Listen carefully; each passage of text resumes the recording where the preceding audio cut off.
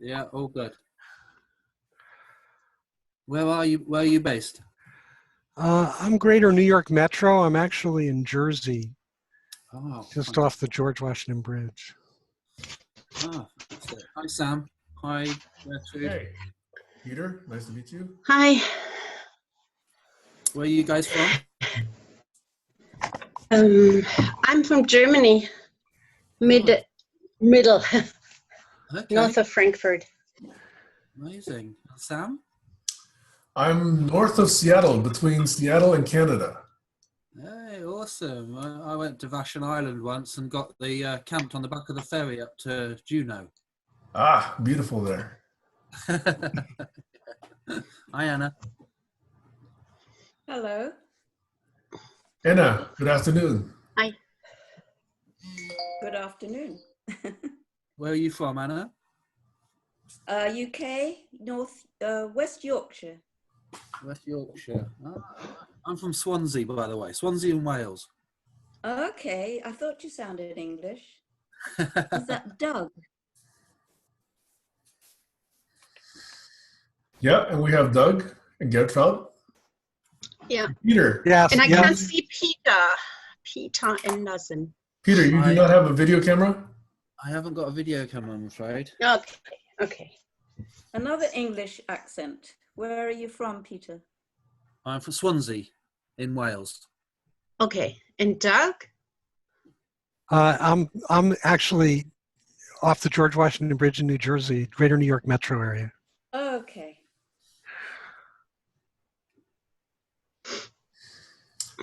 So, You guys met before? I'm new to this group. yeah, Yes, Peter, I think we all the rest of us have been here at least a few times before. So welcome to the group.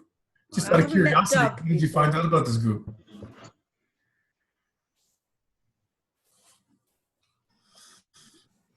I'm not. It's a Facebook group, right? Yes. Yeah. I mean, I put in a global challenges bid myself. Is it related to that? Yes, it is. Right. Okay. Fine. I was talking to someone. I think it might have been Luke Flegg. Then, do you know Luke Flegg in Brighton? I don't know him personally. Others do. I do. Okay. He mentioned the group, I think, and recommended I join it, and then I got accepted. So that was only, a couple of weeks ago. Very good. So congratulations on submitting a proposal. How about it? I mean, honestly, it's my life's work, I feel. Did you do It's it like on your own, Peter? everything I learned over the last probably 15 years or so, culminated into 7,000 words. There was one other person that contributed. His name was Mike Klein, and he lives here in Swansea as well. He was presidential campaign manager for Dennis Kucinich, who ran alongside Bernie Sanders. And then he ran a couple of business incubators, one in Arlington in Virginia and one in City University in London. So he provided some of the meat on our application, vegetarian meat, obviously.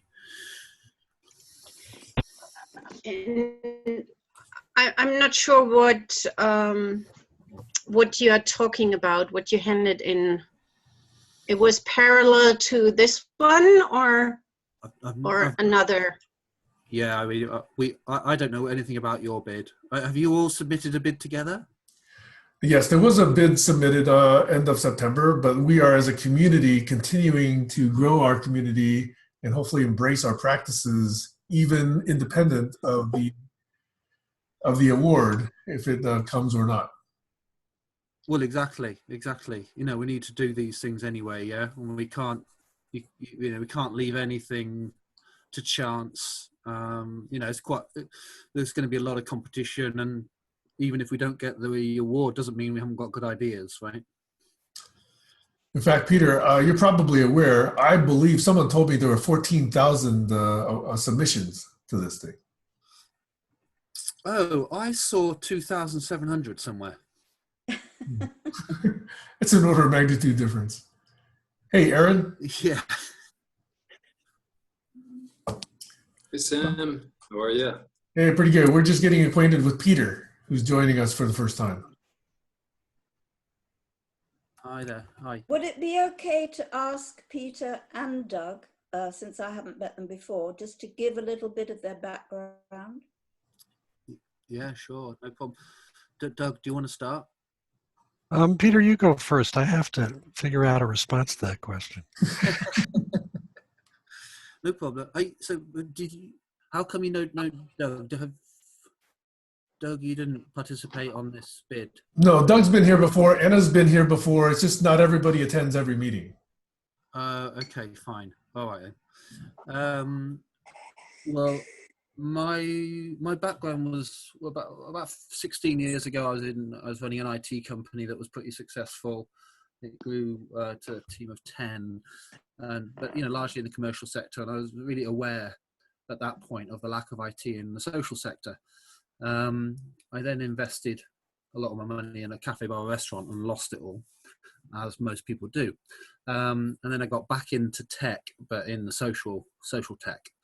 And so I've been doing that really, the whole idea. I started off with a project called Localize, local EYES, and that was about creating a comprehensive resource management system for local communities, because how can you possibly measure your progress and, really start to drive change if you haven't got a clear understanding of what the resources are locally.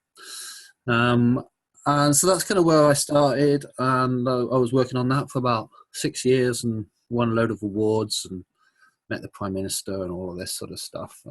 But I probably won about £150,000 worth of funding to develop that. But even if you get a tool or build a tool, you've still got the challenge of engaging people with it. And so then in about 2008, I decided to focus in on one element of that tool, which is the digital democracy aspect of it. Basically because a lot of the leading speakers from all the conferences that I was going to were all saying that, the solutions lie in grassroots democracy and community empowerment. And so in England, for instance, or UK, if you look at grassroots democracy, you've got this ward structure. You've got 10,000 wards in the UK. And if you talk to a ward council, say, how are you engaging your residents? And they'll respond, most of our decisions are based on guesswork. So to me, that was like the elephant in the room. If all the leading speakers are saying grassroots democracy is the answer, and then when you go and talk to the people who are running grassroots democracy and they're saying, we don't engage in it, we're not doing it, then it's like, well, okay, here's a problem that needs fixing, right? So that's where I've been for the last, oh, goodness gracious, must be 10 years. So now we have a digital democracy participatory budgeting and crowdsourcing tool that is in 10 colleges throughout the UK. It's in some unions, it's in some councils, it's being used by some communities. We have almost 500,000 interactions, tens of thousands of active users and what have you. So I've got a pretty good idea of how to make democracy work, and seeing incredible levels of participation in colleges. The thing is, the youth, or people get a hard rap, don't they, for being apathetic. But it's absolute nonsense. You've got to create systems where people can engage really easily. So, for instance, our stuff is embedded into the intranet inside staff portals, for instance, so they see it when they log into their staff portals, into their SharePoint and Moodle, that sort of thing, or into their mobile apps.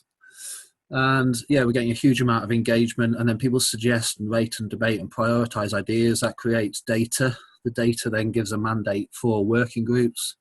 Working groups then do research for feasibility and look at the best practice templates around the world, turn them into crowdsourcing projects, and then put it back to the community to crowdsource them.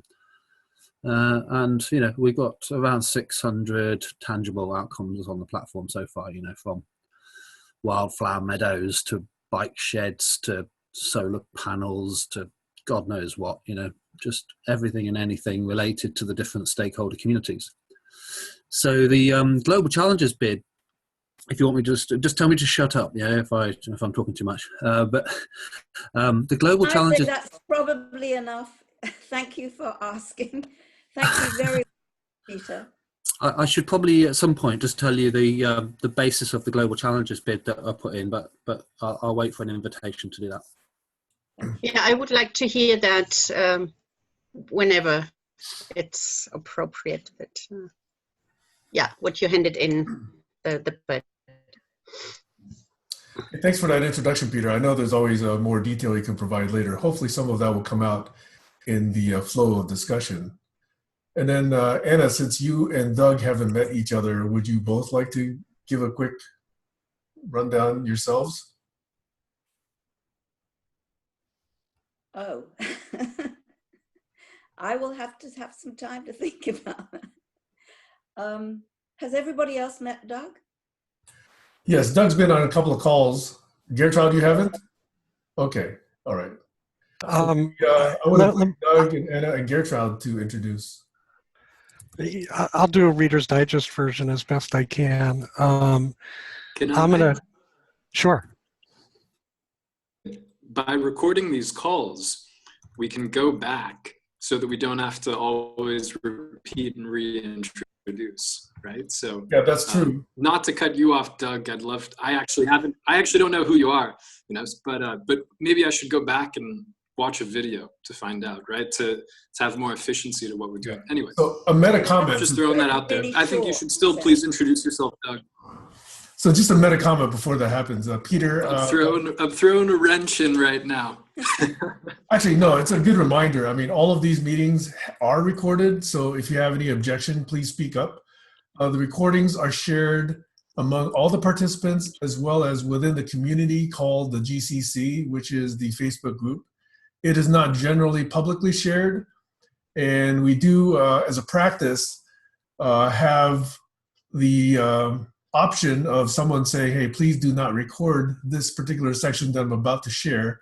And then we'll pause the recording. And then when that section is over, we will then resume the recording. So I just want everybody to be explicit about that. Is that okay? Yeah. Yeah, no problem at all. Thanks. Okay, that's great. Okay, great. So yeah, since Gertrude and Peter and Anna and Doug haven't met each other yet, and it sounds like Aaron either also. So maybe a quick round. Can we limit it to like 2 or 3 minutes each for now? Yeah. Okay, I'll start. I did a BA Sociology at London School of Economics. I then went on to train as a child psychotherapist and worked for 15 years, but never felt comfortable being a child psychotherapist because I felt I was trying to adjust children to an insane society. And I have, I followed a guru for over 25 years, so I have a spiritual element to where I'm coming from, but basically it is from a people-centered therapeutic approach, which is to do with allowing people to be themselves, encouraging people to be their whole selves in whatever we bring. That'll do for me.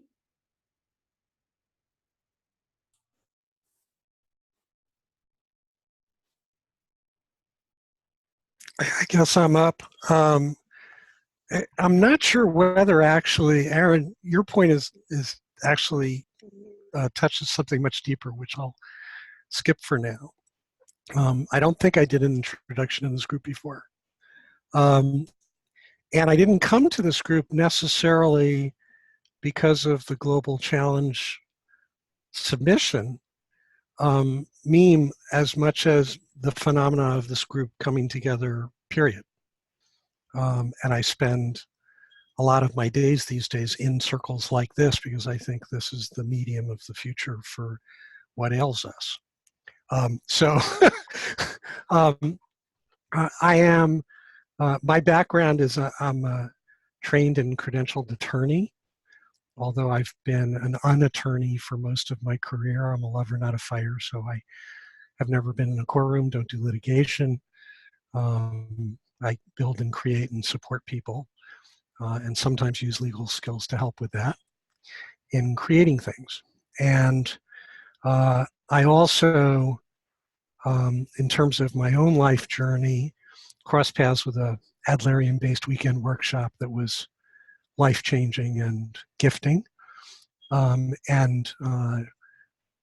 Because the work I was doing in business, helping people develop business plans and models and all of that, my particular gift is if somebody gives me one sentence on a blank sheet of paper with an idea they have, I can extrapolate in the event of greatest, grandest success 5 years out, what would that look like? And reverse calculate all of the details down to the paper clips and the toilet paper of what it would take to get there. I have no idea why I'm able to do that. It's just something I'm able to do very quickly.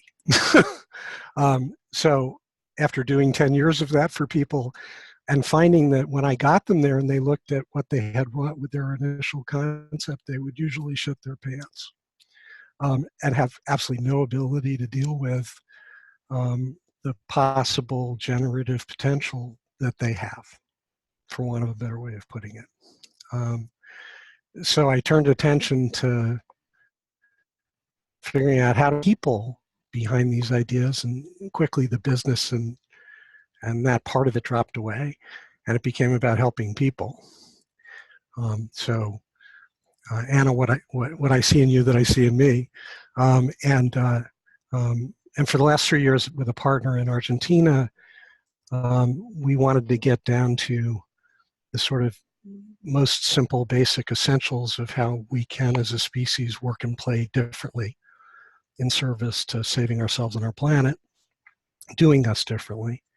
And we've spent the last 3 years unlearning, deprogramming, and evolving and developing some really simple insights and rubber meets the road project extensions off of those insights for returning to a human being-centered view and perspective of how we relate to our world and the challenges we're facing. And I'm complete. I don't know whether that was 3 minutes, but.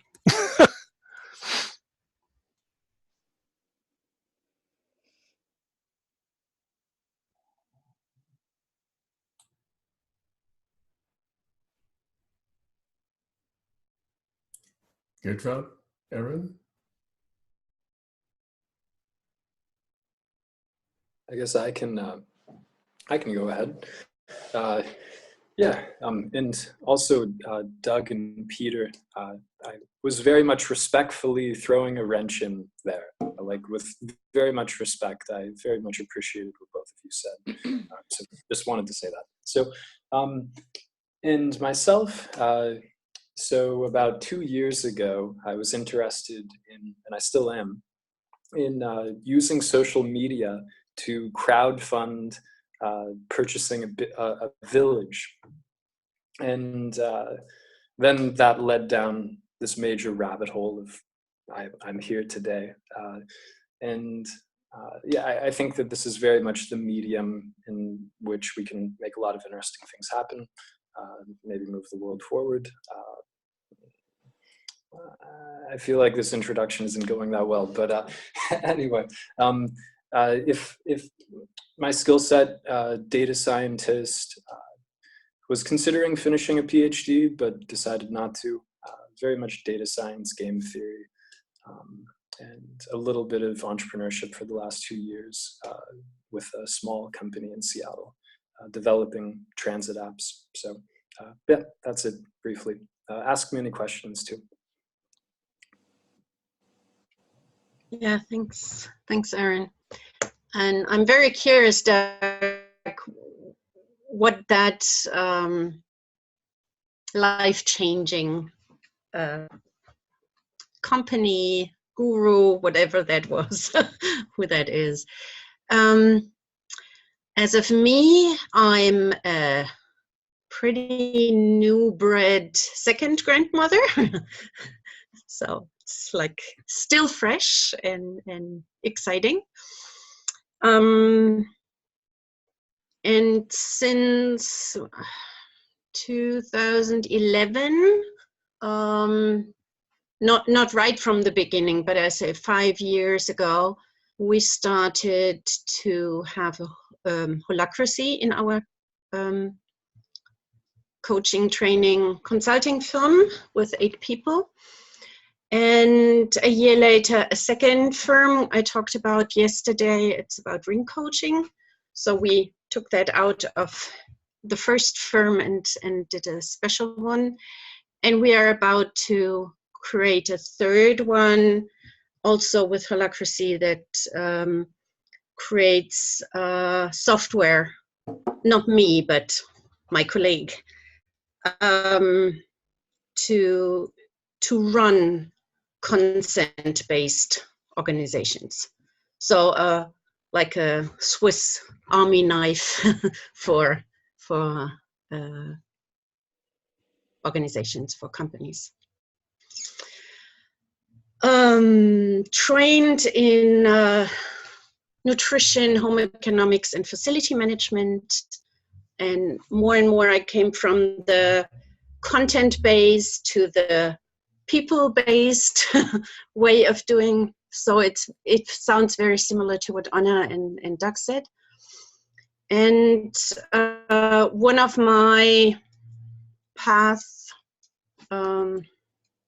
milestones was running the facility management for 4 nursing homes with tenants, which was really, I mean, like being responsible for 24/7 for 600 people with everything, food, border, electricity, everything. So this is very, for me, it's the basis on which I can talk to companies from my experienced way of being. I could go into any of those homes and see what's missing. Yeah, and so now it's more like when we created our organization, we called it the Appreciators. And so appreciation is the basis, and my mission is being source of appreciation for people and organizations worldwide. Yeah. Thanks, Gertrude. Hey, maybe I can add 3 adult daughters. Sorry, I think I interrupted you. You said you wanted to add 3 something? I said I can add 3 adult daughters. Oh, 3 adult daughters. Okay. You're going to add them to our group? Okay. Well, they might. Maybe I should also mention that I'm only here really because of my connection with my son, who helped to start this group. That is how I discovered it. And so that was my entrance point. Who is your son? Daniel Harris. He's doing other things now. And yeah. Yeah, so let me say I'm using the chat on the right-hand side. I don't know whether other people are using the chat or not, but we can obviously have a little dialogue in there while people are speaking. Mm-hmm. Thank you. Links and stuff like that. I put the links to the project I spoke on and the bid that we submitted. Mm-hmm. So I wanted to add a bit on Erin's remark as well. Erin, I do think that you're correct. You know, many of these introductions are available in previous conversations. It's a question though, when new people come, if they don't know anyone, to direct them to some of the past records may take them out of the current conversation. So I'm wondering whether or not there's a practice we can evolve or develop for getting people into these conversations without derailing some of them. Derailing is a strong word. But anyway, I think that's a how-to I think we need to evolve. And as that, there's a little segue I wanted to bring in. Since everybody else has introduced themselves, I'll spend a couple of minutes here for Peter and perhaps Doug. I don't know if I've introduced myself to Doug. There are three main influences in my life that I'll cite. First was clearly my dad.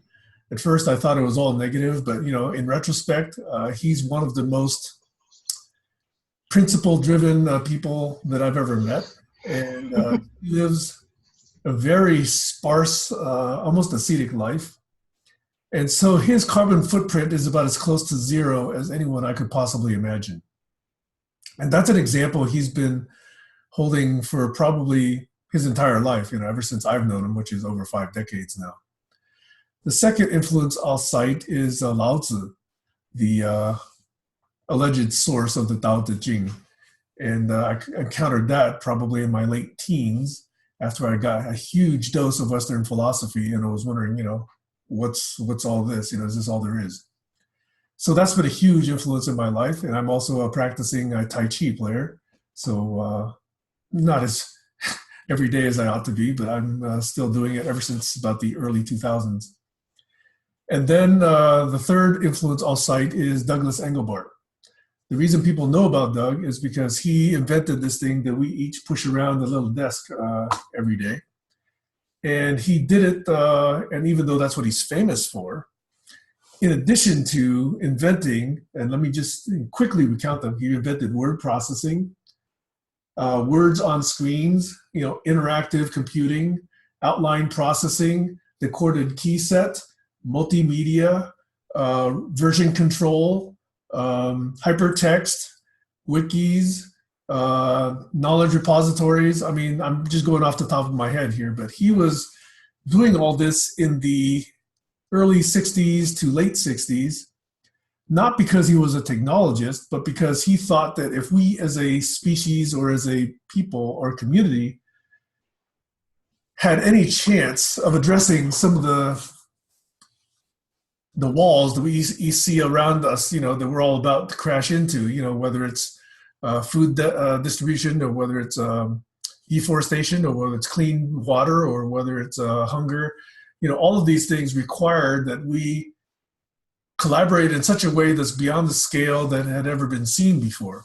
And his insight when he was 25 years old was, in order to really do this, we have to be able to exchange information and communicate well with each other before we could even think about collaborating. So that's why he went and built a number of technologies, but he clearly did not think of himself as a technologist. He was trying to do this for the rest of us. So those are my three very main influences. By day, I'm a part-time VP of technology at a software company in the Bay Area.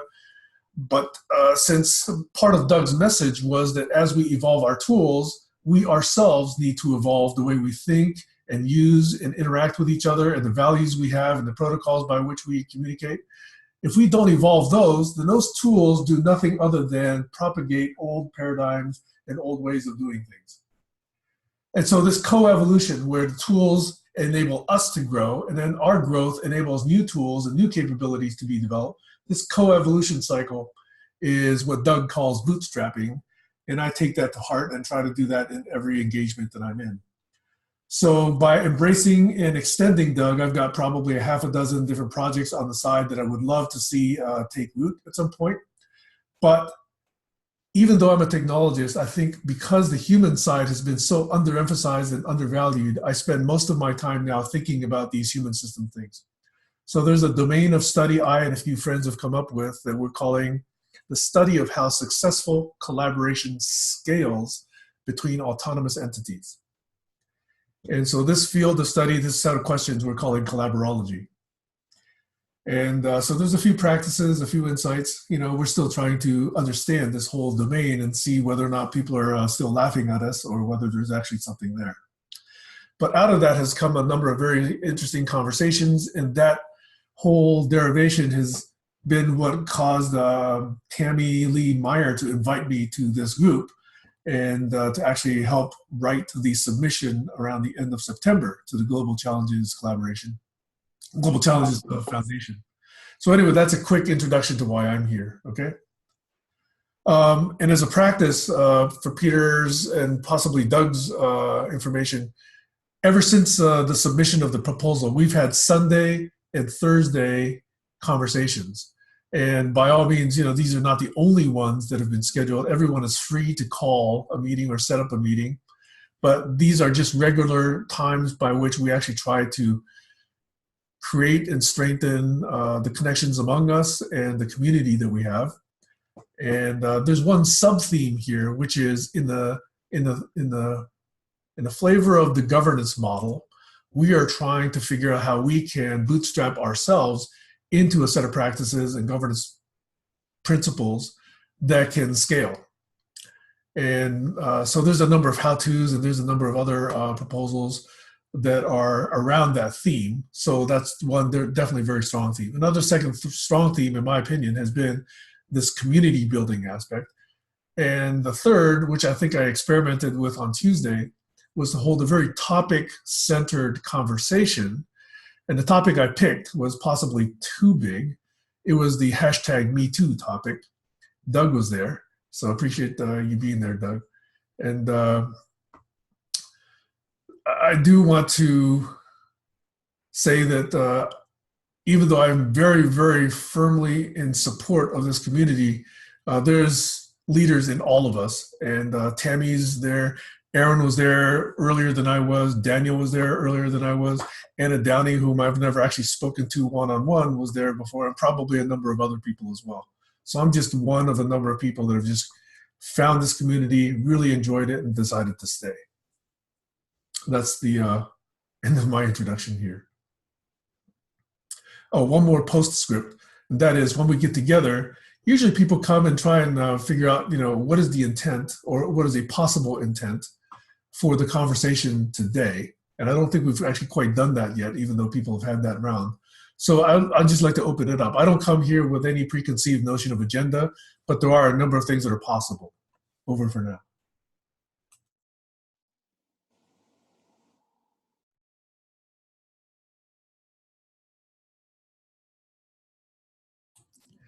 I'm going to step away for about 15 seconds to get some water. I'm sorry, I'm coughing right now.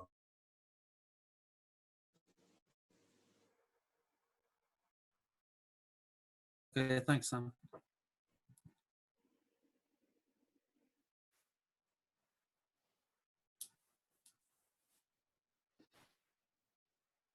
Maybe Peter and Doug,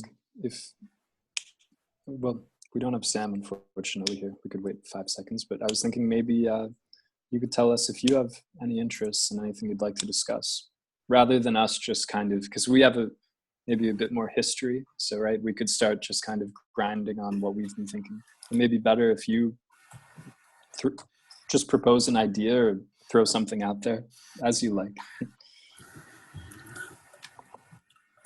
I'll never say no to that invitation.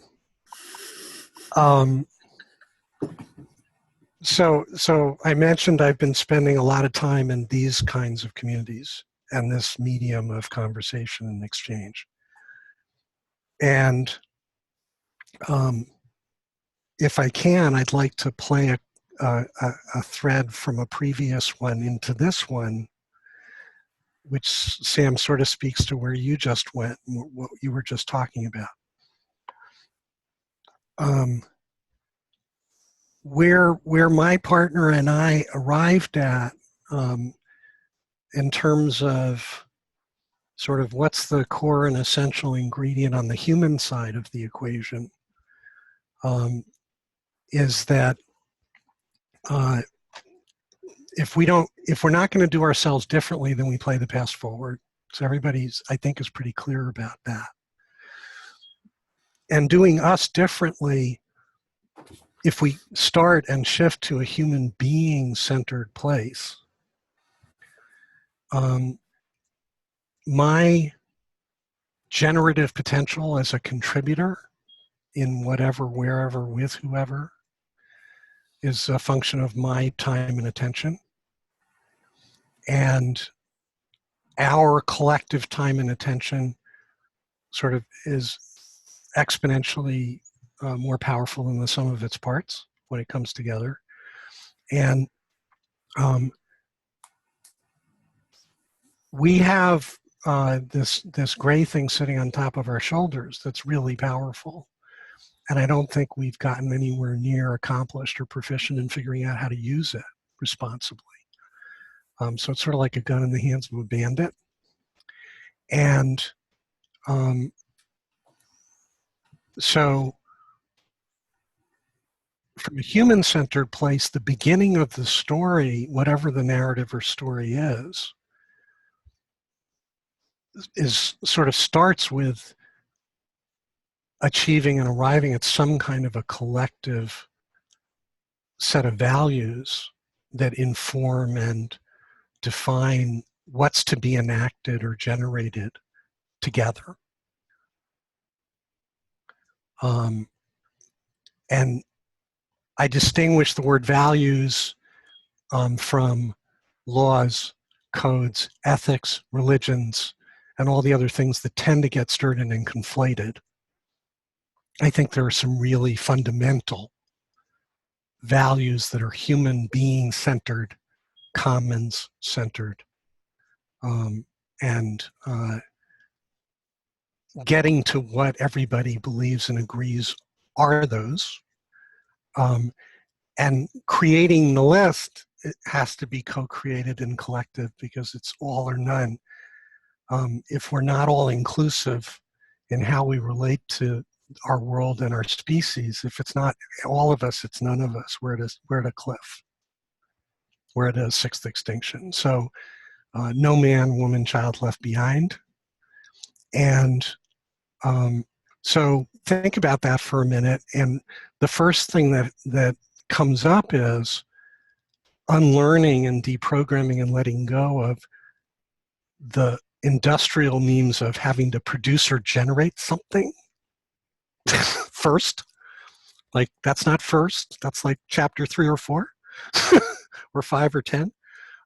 And letting go of time as the controlling function and driver. Because if we're going to learn how to be together, communicate to each other, respect each other, hear each other, and arrive at consensus in a new way, we don't know how to do that. Our culture isn't set up for that. It's set up for us to be resources, two-dimensional, flat, productive pieces of machine. That's the industrial imprint and cultural frame. So for us to 3D and come back to life as human beings, we got to sort of like learn how to be together. And so the beginning of the story is before you get to what are we doing, it's before you get to what do we need to do it, it's before all of the things that everybody always has this tendency to go to first. These conversations are like a manifestation, an emergence of places to do that, to do us differently, to learn how to do us differently. And it's depending upon the people in the room. For some people, it's more challenging, and for some people, it's less challenging. But if we can get to a place of sort of openness, willingness, and comfort, and safety and trust to allow emergence and connection to happen, that's a very, very powerful ether from which anything and everything is possible. And I, from the standpoint of my own personal practice, and then I'll stop because I didn't mean to run here, but from my experience cumulatively as I am in these conversations and meeting new people and making connections with new people and having conversations out of these with people, it starts to cook stuff and generate stuff. And I'm not controlling it or directing it. I'm not selling anything or goal-oriented and having to achieve something. It's much more about what's to be allowed to surface. So I'm complete, but I wanted to share that.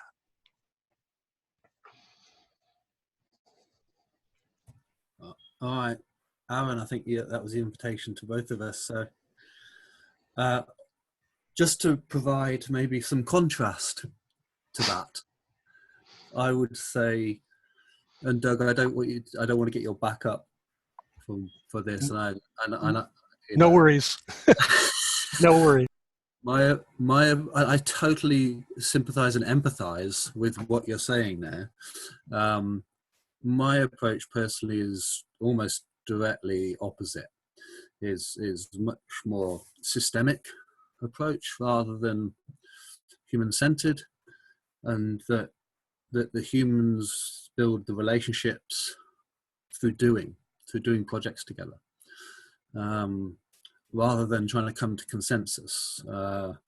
Obviously, consensus is something we can certainly work towards. In my view, it's a much more longer-term goal, and obviously that was, we live in a hollowed-out representative democracy at the moment. So the representatives have no data. And that's because there's no data at any level, generally speaking, in any of our groups, communities, or workplaces.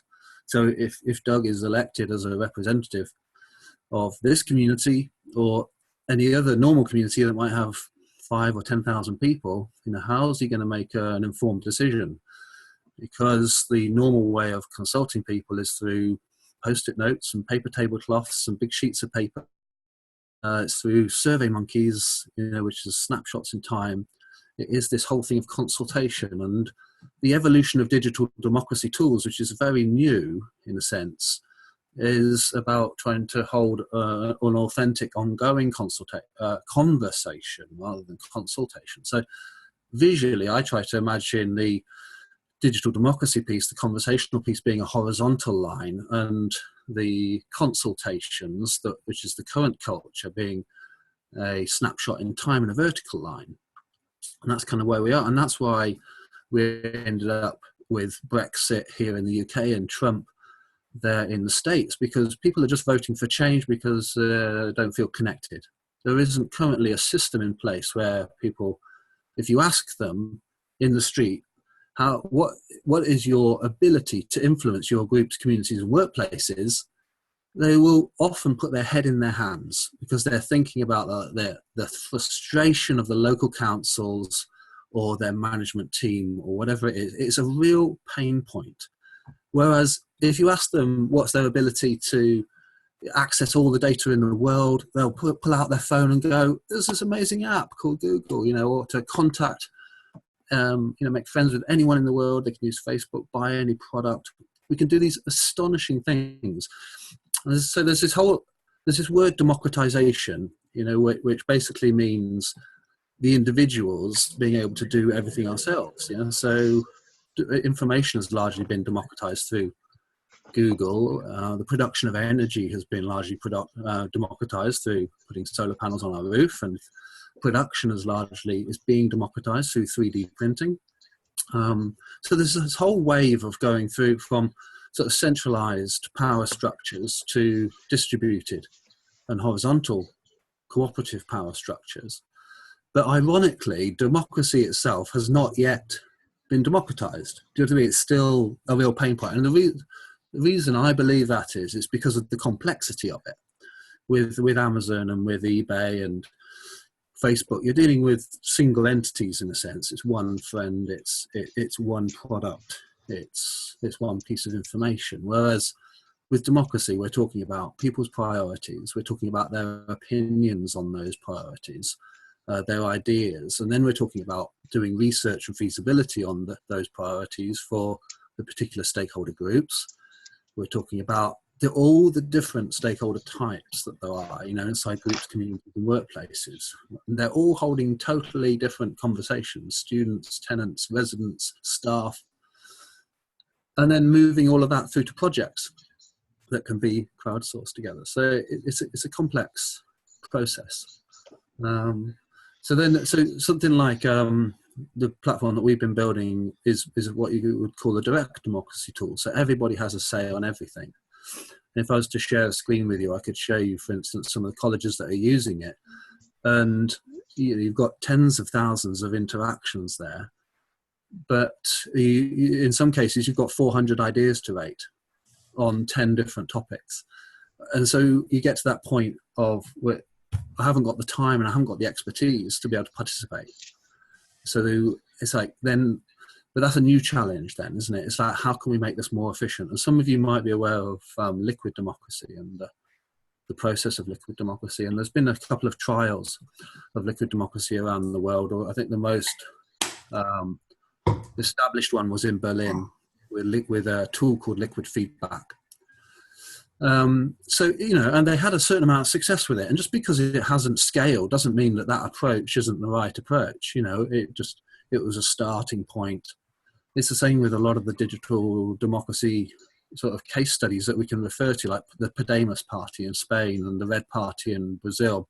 In Iceland, there was your priorities. So they as you said, that Sam, all those case studies, there was a total commitment to a digital tool to establish their aims. And I think that's one of the things that a lot of groups, they're not having that conversation. They're not saying, which technology do we need to commit to achieve our aims? And a lot of communities, they're just sort of technophobic in a sense, so they don't want to have that conversation. They don't realize that these tools exist, and they see technology as a sort of an alienating process. I appreciate that. You've actually added a lot of fodder here for discussion. I'd like to see if I could respond to one of them, and that is to possibly poke back slightly and say, I think that's half the problem. Everything you're saying is true. And yet, I don't think it's a matter of providing the decision makers the right information. That's not all of it. No, exactly. There's, some people are calling me and others like me conspiracists, but there are definitely players in the game who have managed to game the system quite successfully. Banks are among them, and the people behind the banks are among them. And so it can be almost farcical how much we think we have a democracy and yet have zero influence on the quality of our candidates. Witness the last US election, for example. If we were in a true democracy, we would not have two idiots like the two that, were at the tail end of that rat race. I'm being very political here, and I apologize for those who might have supported one or both of them.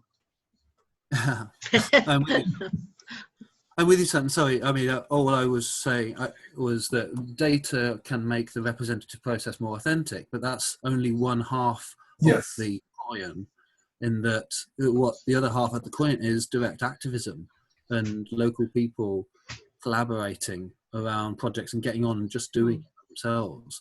And quite often that the activist circles, they don't want to engage political circles. It's just too laborious and boring and time consuming and disempowering. People want the direct action and to be participating directly. But even to do that, you still need to start off at the same place. You still need the data that, as you said, Doug, around identifying what the core set of values are within this group, but also what are the core priorities. Yeah, Gertrude. So let me suggest that I think we do have limited time, and I know we all have lots of ideas. I'd suggest that we limit our specific individual contributions to 30 seconds to 60 seconds, to give other people a chance to participate, if that's all right, as a practice, perhaps. I would, when I listen to Doug and Peter, it sounds as if it was either or, but for me it's and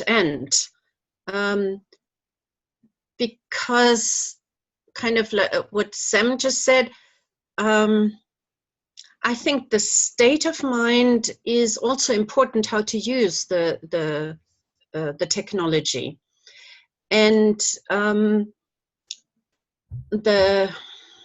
when I take Ken Wilber or Reinventing Organizations, they say, okay, this is the mechanical way of looking at things. That's our usual business model. And or going further to family-like in green. And if you go to integral, it's like everything is in place, and there is a truth in everything. And how can I bring that together? Because in our book we created a streetlight model, and that is related to the state of the brain, I would say. So it's physiological, because when you feel threatened, you are in a completely different mode and have completely different you make completely different decisions than when you have that creative mode. So I think it's important to have that human part developed and the technology part as well, not either or. I agree. Totally agree with you, Gertrude. Both and.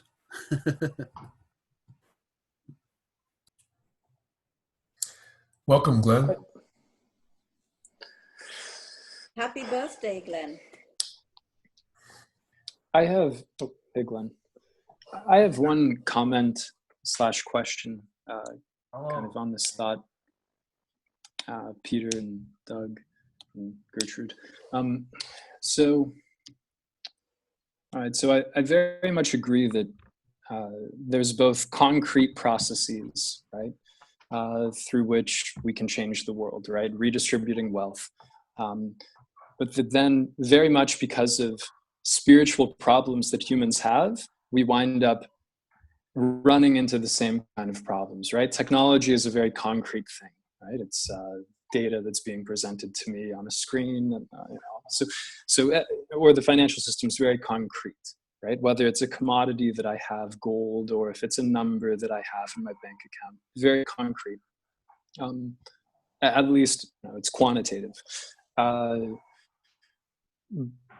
But I agree that all of these qualitative or human problems do exist, but I'm wondering if the only thing, what I'm wondering and what I sometimes think is that while these human problems do exist, the ghost in the machine or whatever it is, I don't know if I can change them. I think that the only lever that I have is the concrete world.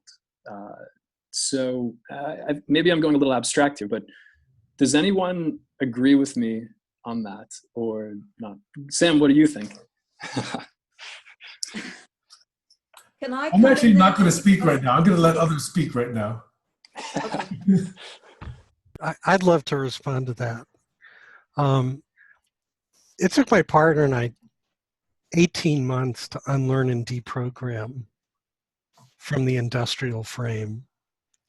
And what you're describing through my sort of filter and lens at this point, I see as a programmed assumption that isn't true or doesn't have to be true. If you believe it's true, it'll be true. But if you elect to not assume that, not invite that to the party, and say, let's assume that the whole fiat currency, finance, industrial, competitive thing isn't exactly serving us or the planet particularly well. It's sort of gotten us here. If we leave that at the door, if we don't invite that to the party, how might we approach this? And I believe we're in an evolutionary process as we speak, that the caterpillar, the butterfly involves the imaginal cells going to war with the immune system of the caterpillar and then winning, destroying it, and then metabolizing the caterpillar in service to build, birthing processes are bloody and loud and messy and pain. They're biologic. They're not quantitative. And I think the world is in that process. We're being here are part of that process. And so how many of these conversations are happening around the world? A lot. They're disaggregated. They're imaginal cells right now, but they're generating energy, and they are, whether explicitly or tacitly, coming into alignment, because all of us on arrival sort of know we all sort of see things the same way, although that may not have been explicit or expressed. We all have some core drivers that brought us here on an experiential human level. And, you know, Peter, understand, it's not either or for me.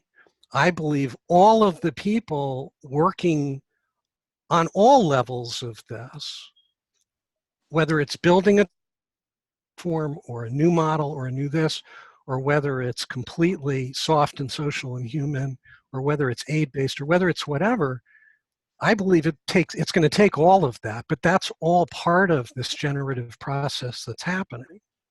And I respect all of it, value all of it. Can I come in there? I want to address this point that Aaron is bringing up, which I think is really important. I don't think that it's possible to convince Aaron by bringing up whatever beliefs we have. I think this is a question of experience, of actually experiencing change inside yourself, and perhaps that comes from seeing the necessity of change and wanting to change. So, you know, there's that old joke about how many therapists does it take to change the light bulb. You really need to have that desire to change, and you also need to have had the experience of change inside yourself to believe that it's possible. I don't think any other way to convince yourself.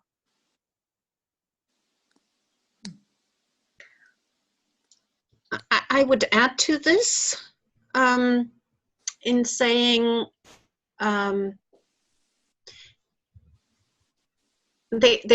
we have created a sentence: giving up of being right, even if you know you are, opens doors. So even if you think it's right, give them the possibility it might not. So just letting go of, okay, I know it's this way and that's the only way that's possible. And I think that opens the door of being able to have new experiences. Because if you already know and it's like this and there's no other way, then yeah, this new experience would even not matter. So we're talking about really how human beings change. That's the question that we're talking about. I can offer maybe a slightly different perspective in that I think the environment has a lot to do with how humans behave, and you know, humans behave one way inside a bank, for instance. You know, you can bring out the worst behavior of human beings in a banking environment, and you can bring out the best behavior of human beings in a cooperative environment. And if the council, for instance, decides that what they're going to do is deliver green bins for green bottles, and they put a green bin outside everybody's house, most people start recycling those green bottles. And so, you know, the change happens through a systemic process that's been invested in, and that creates a new opportunity. So, Aaron, you know, if there was this new opportunity that came along for you to be able to participate really easily, maybe that's through your phone, maybe that's through an event that's happening down the road or something, you know, whether that's face-to-face or digitally, then that creates those opportunities. And I think that's what the Global Challenges bid was about. It was saying, we can't rely on anyone to create these systems. The UN is not a system that's going to affect that change. There's no corporation, there's no country that's going to affect that change. How can we help develop systems that can enable 7 billion people to participate? And that's got to be a systemic approach, right? Well, it's both. Yeah, it's both. Please go ahead, Sam, or anybody. Go on. Well, let me just throw a thought in there, and hopefully this burns a few people, and I'm kind of almost intentionally poking this. I actually think that the term systemic thinking and systemic change is not well understood. And I think that there's almost no one, I cannot imagine any entity or any system today that can actually see the world systemically. We can only see aspects of it. And we're each here seeing a little tail or a foot or a toe of the elephant, but nobody's really got the view of the entire elephant. And so for me to say I'm a systemic thinker and I think, I ought to, provide this insight to the world, I think is remarkably full of hubris. And I think what I'd prefer to see is that we cultivate practices and values, as Doug is talking about, that we can each embody individually. But the minute there's any kind of system that's going to get imposed on the world or any kind of prescription or a governance model, almost by definition and almost by derivation, I think there's going to be many faults in it. Over for now.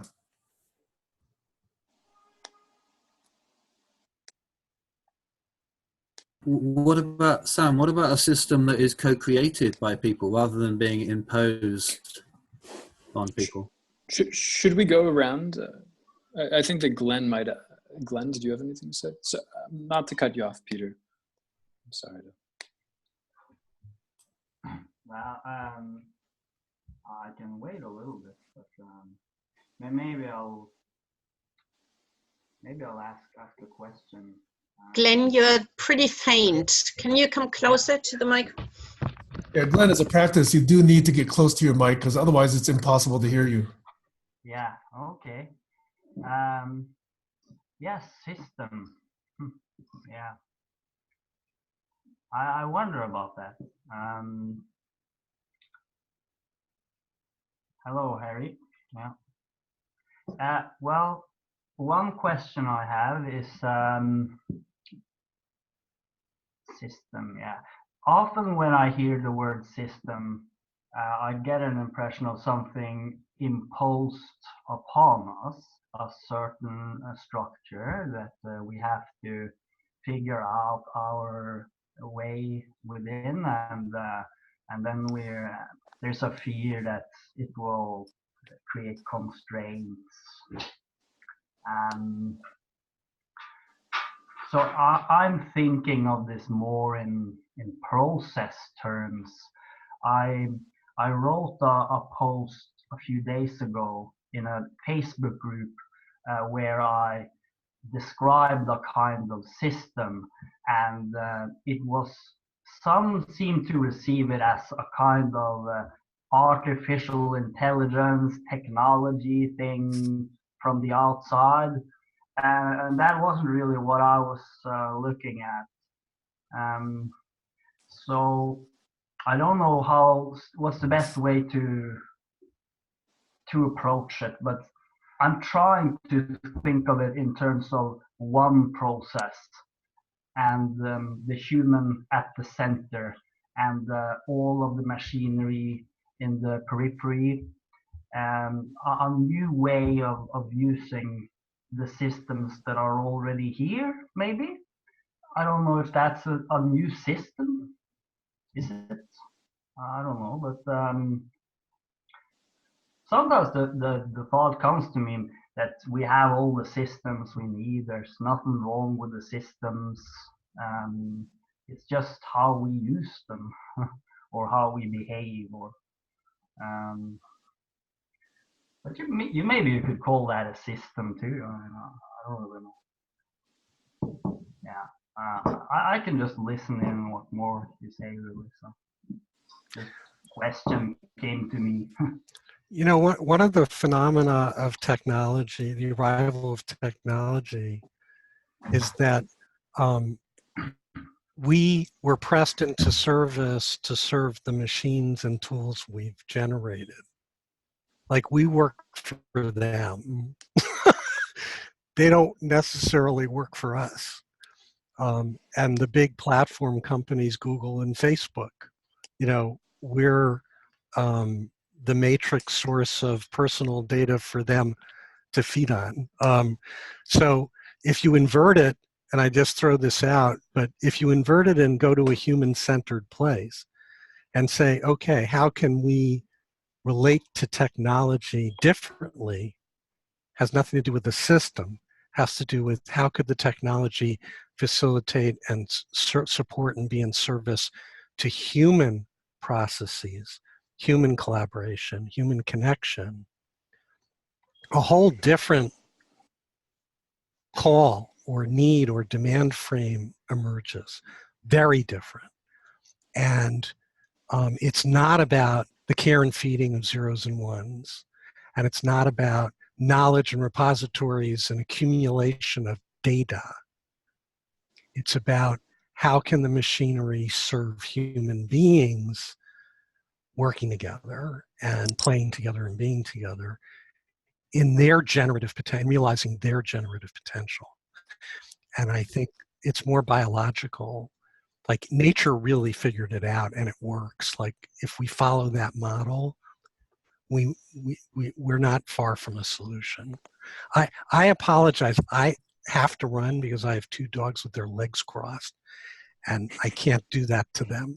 So I apologize for breaking early, but thank you all so much for... Doug, I just wanted to say I'm 100% with you there. And that's exactly what I mean when I talk about systemic view. It's not in the traditional sense, but it's about how can it serve humanity and around personalization. Totally.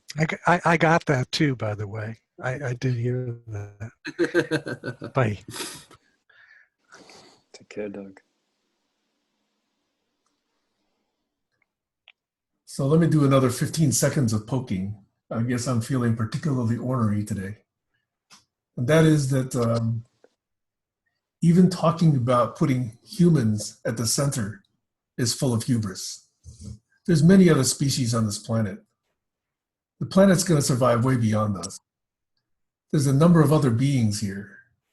We've just taken it upon ourselves to quote unquote own this planet and plant our flag on it. So if we don't take quote unquote expanded systemic view and say, hey, there's dolphins, there's whales, there's elephants, there's tigers, there's insects. But if we only say, hey, there's humans at the center, again, I think that's going to lead us into trouble, especially if we magnify our conceptions and our capabilities with technology.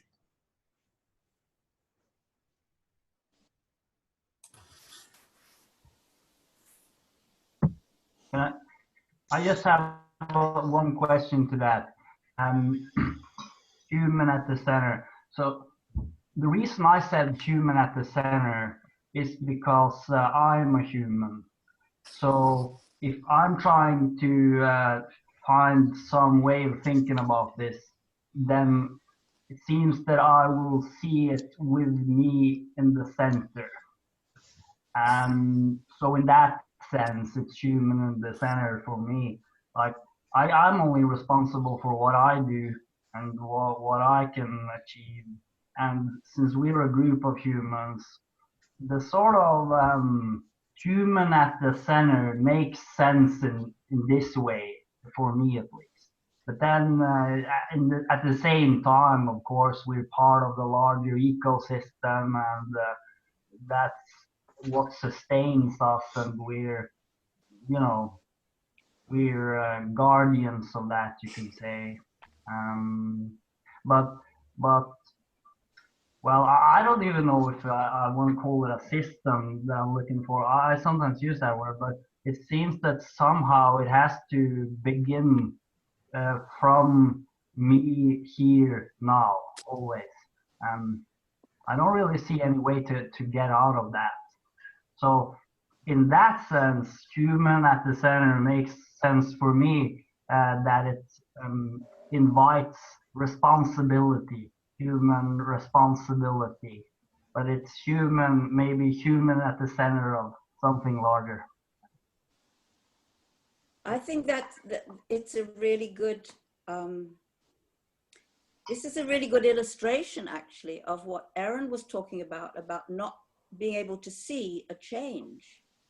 And I think what Sam is proposing is that perhaps we need to shift ourselves from the center and allow ourselves to be part of a greater whole, like you're saying, which means sort of being more receptive, maybe, you know, that the decisions we make are not our decisions, but because we're receiving a lot of indications from the environment and from all around, which can feed into that.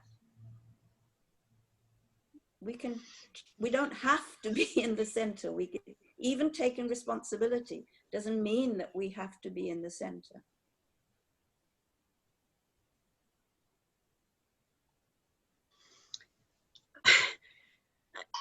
It just reminds me what you say, and it reminds me in the nursing home or in the nursing homes we were talking, we had circles and we had the nurses put themselves in the middle.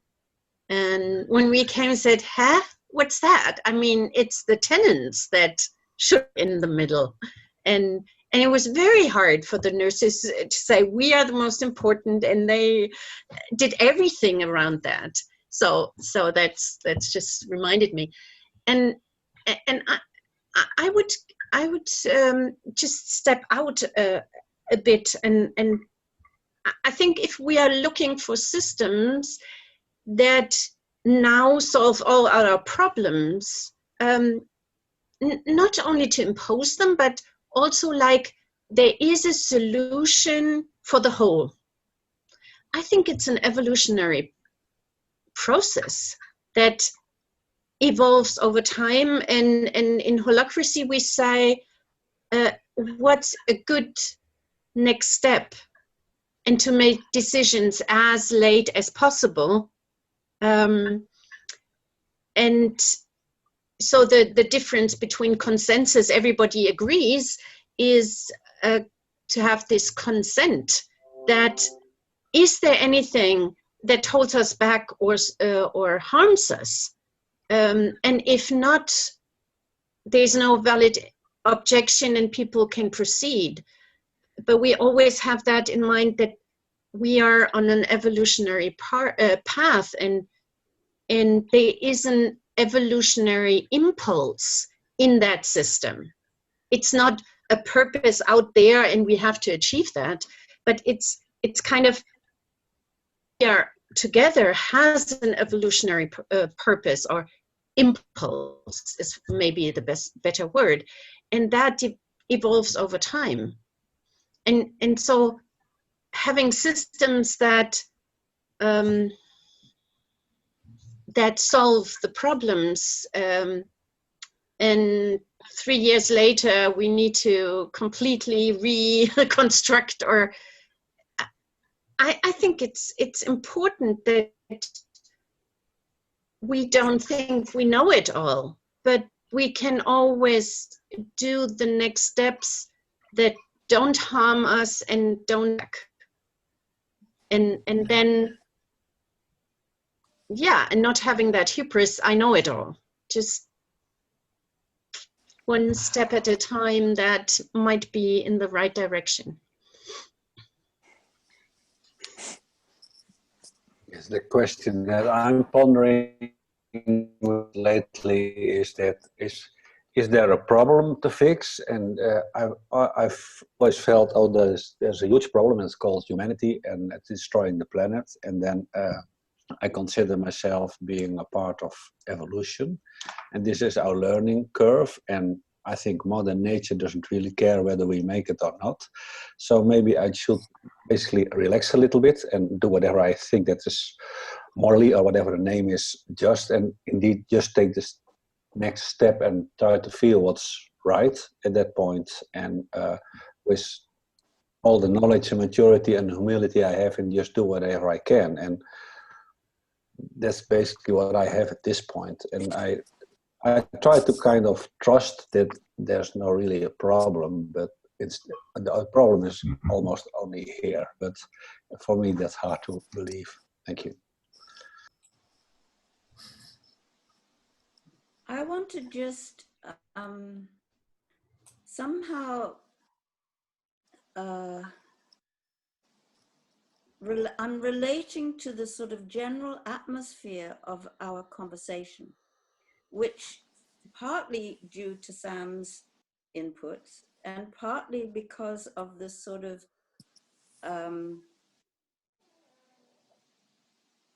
the initial thing between Peter and Doug, when there were, you know, Peter's response was, I'm almost 100% the other way. So there was it's a very sort of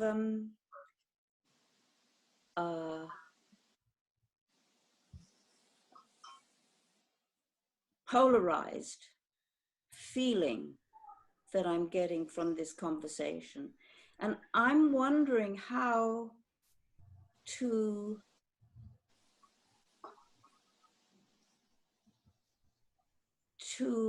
help us to feel more connected, more engaged. I don't know how to do it. Maybe I'm the only one that's feeling this. I don't know. But I do feel that these conversations, it's not good enough just to say, you know, I believe this or I believe that, but there has to be some sort of desire to connect. That's, and I don't know how to do it. And I feel that's what we're exploring. Can I quickly respond to that one, Anna? Sure. I think a desire to connect, for me, is not weakened by disagreement. In fact, for me, it excited. In other words, disagreement excites me because there's an opportunity for at least me to learn and grow and see a different perspective.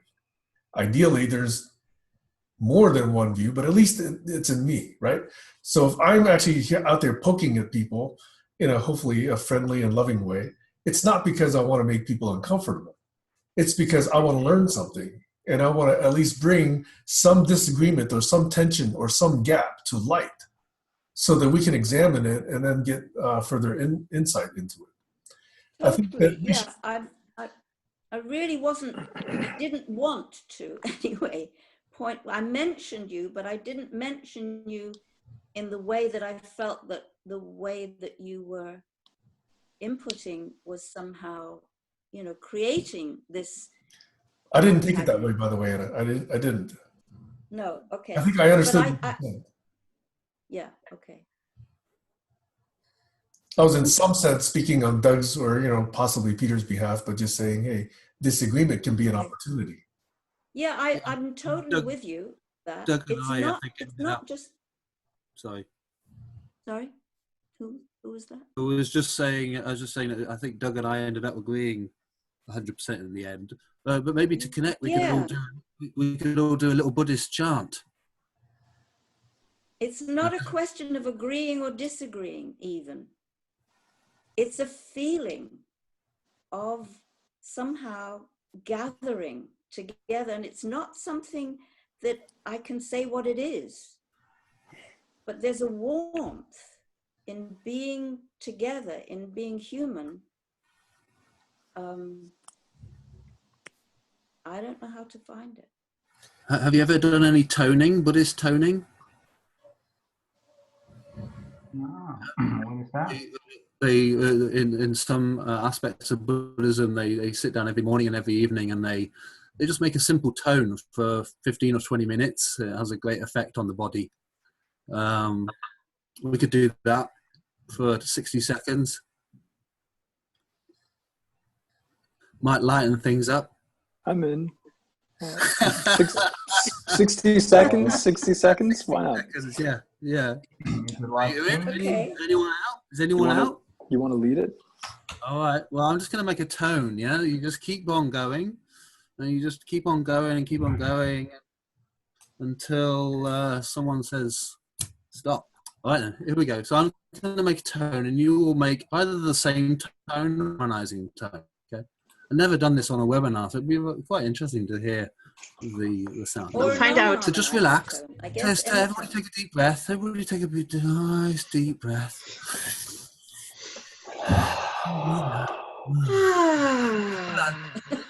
Shake, a little bit of shake. Ah, there we are. Okay, here we go.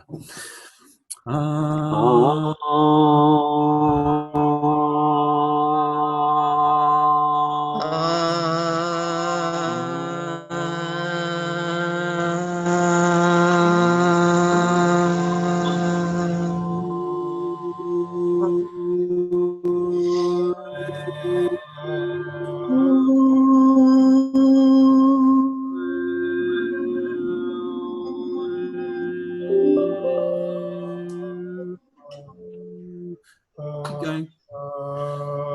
Close your eyes and keep going.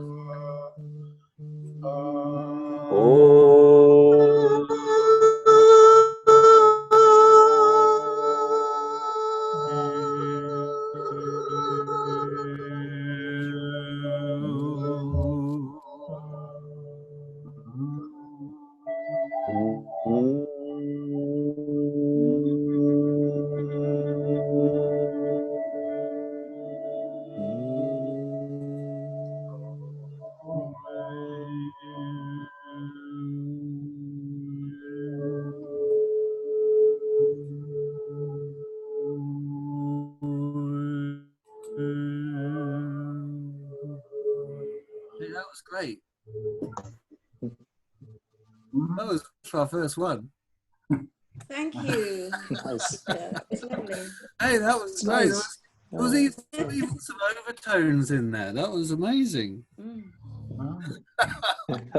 Yes, I don't know what the influence of Zoom was, but I liked it. So Anna, one of the things that I wanted to, in a sense, introduce with a little bit of poking is that in addition to the warmth and the connection, I'm trying to introduce a little bit of play. And if we actually know each other well enough to know that that poking is not antagonistic, but it's meant to just play with boundaries, then I'm hoping that it can be taken that way. It totally was, Sam, and I think it wasn't really to do with the poking. It was more to do with the feeling of the lack of connection, which actually I feel was really helped by having this toning thing. Me too. Yeah. Yeah, I think it's head and heart, and I see the global challenges thing as a head thing. It's a head thing, and I see connection thing as a heart thing. So personally, you know, I'm in my head. If I'm talking about global challenges, I'm in my head. Yeah, I do think there is something of, maybe this is what Anna was discussing as well, though, where very often, I'm sure that we all know this dynamic, you know, people show up to a meeting and they've already made up their mind, right? They've already decided what they're going to say and what they think and what they want to get done. I don't know if that's what Anna might have been saying as well, though, right? They already know what they're going to sell and what they're going to try to propose. Is that maybe, Anna, what you were saying? Because I think that's something that humans, we have to keep on working on that one and really trying to understand what the other person has to offer. I don't know. Is that it? I wasn't saying it, but you said it, Aaron, so that's perfect. Okay, I'll say it then.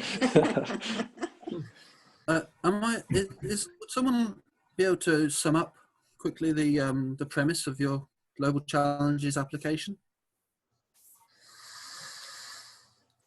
Well, let's see. I think people might be looking at one of us. In my view, I think that there's two key memes that I take away from it. One is that if we're building community, it takes a generosity to listen and to create those communication artifacts. And these interviews, these one-on-ones, these meetings in either small or larger groups are media that we can create together so that we can understand each other. There's a second meme for me, which is that if we can start by understanding how we want to do things and get clear, get explicit, and get our values transparent. I don't say aligned, but at least transparent. And then watch ourselves as we add new people to the mix and see whether those people can improve every artifact that we've created. The how-tos, the charter, the action item tracking, the memory, the calendaring, the event management, the protocols for conversation. If every new member can either improve or at least accept what we have, then I think we're showing in some way that we can scale our successful collaboration. That's just how I'm thinking of it in my mind, okay? Those words didn't appear specifically in the proposal, but that's how I'm seeing it. Other people are free to give their interpretations as well.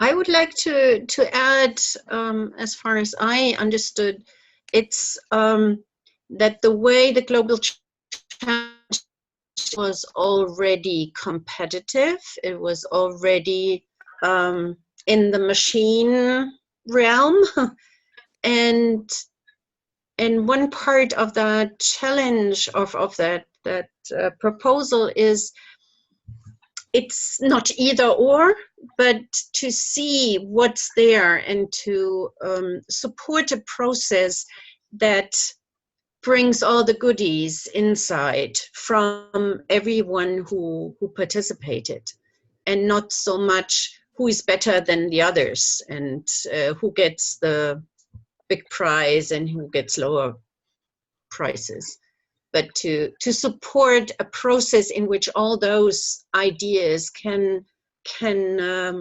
infuse a real good new way of doing this.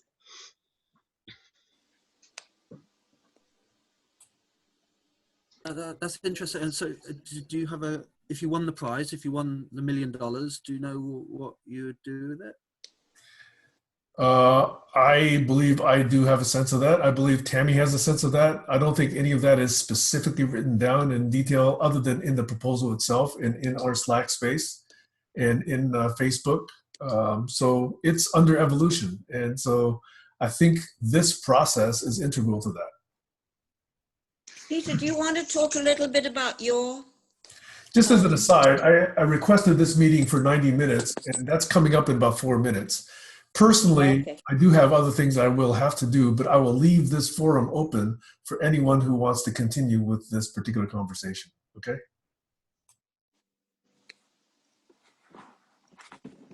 Sure, I can just summarize. Yeah, our bid was largely around the replication of all the best projects that already exist, because there are already sustainable communities that exist. There are already communities that are producing more renewable energy and more sustainable food and all of this sort of stuff, organic food, than they need.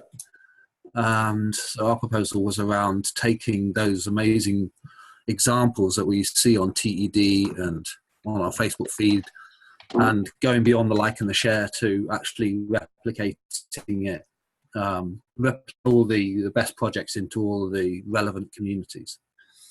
So sort of elaborated on the process of how we might actually do that.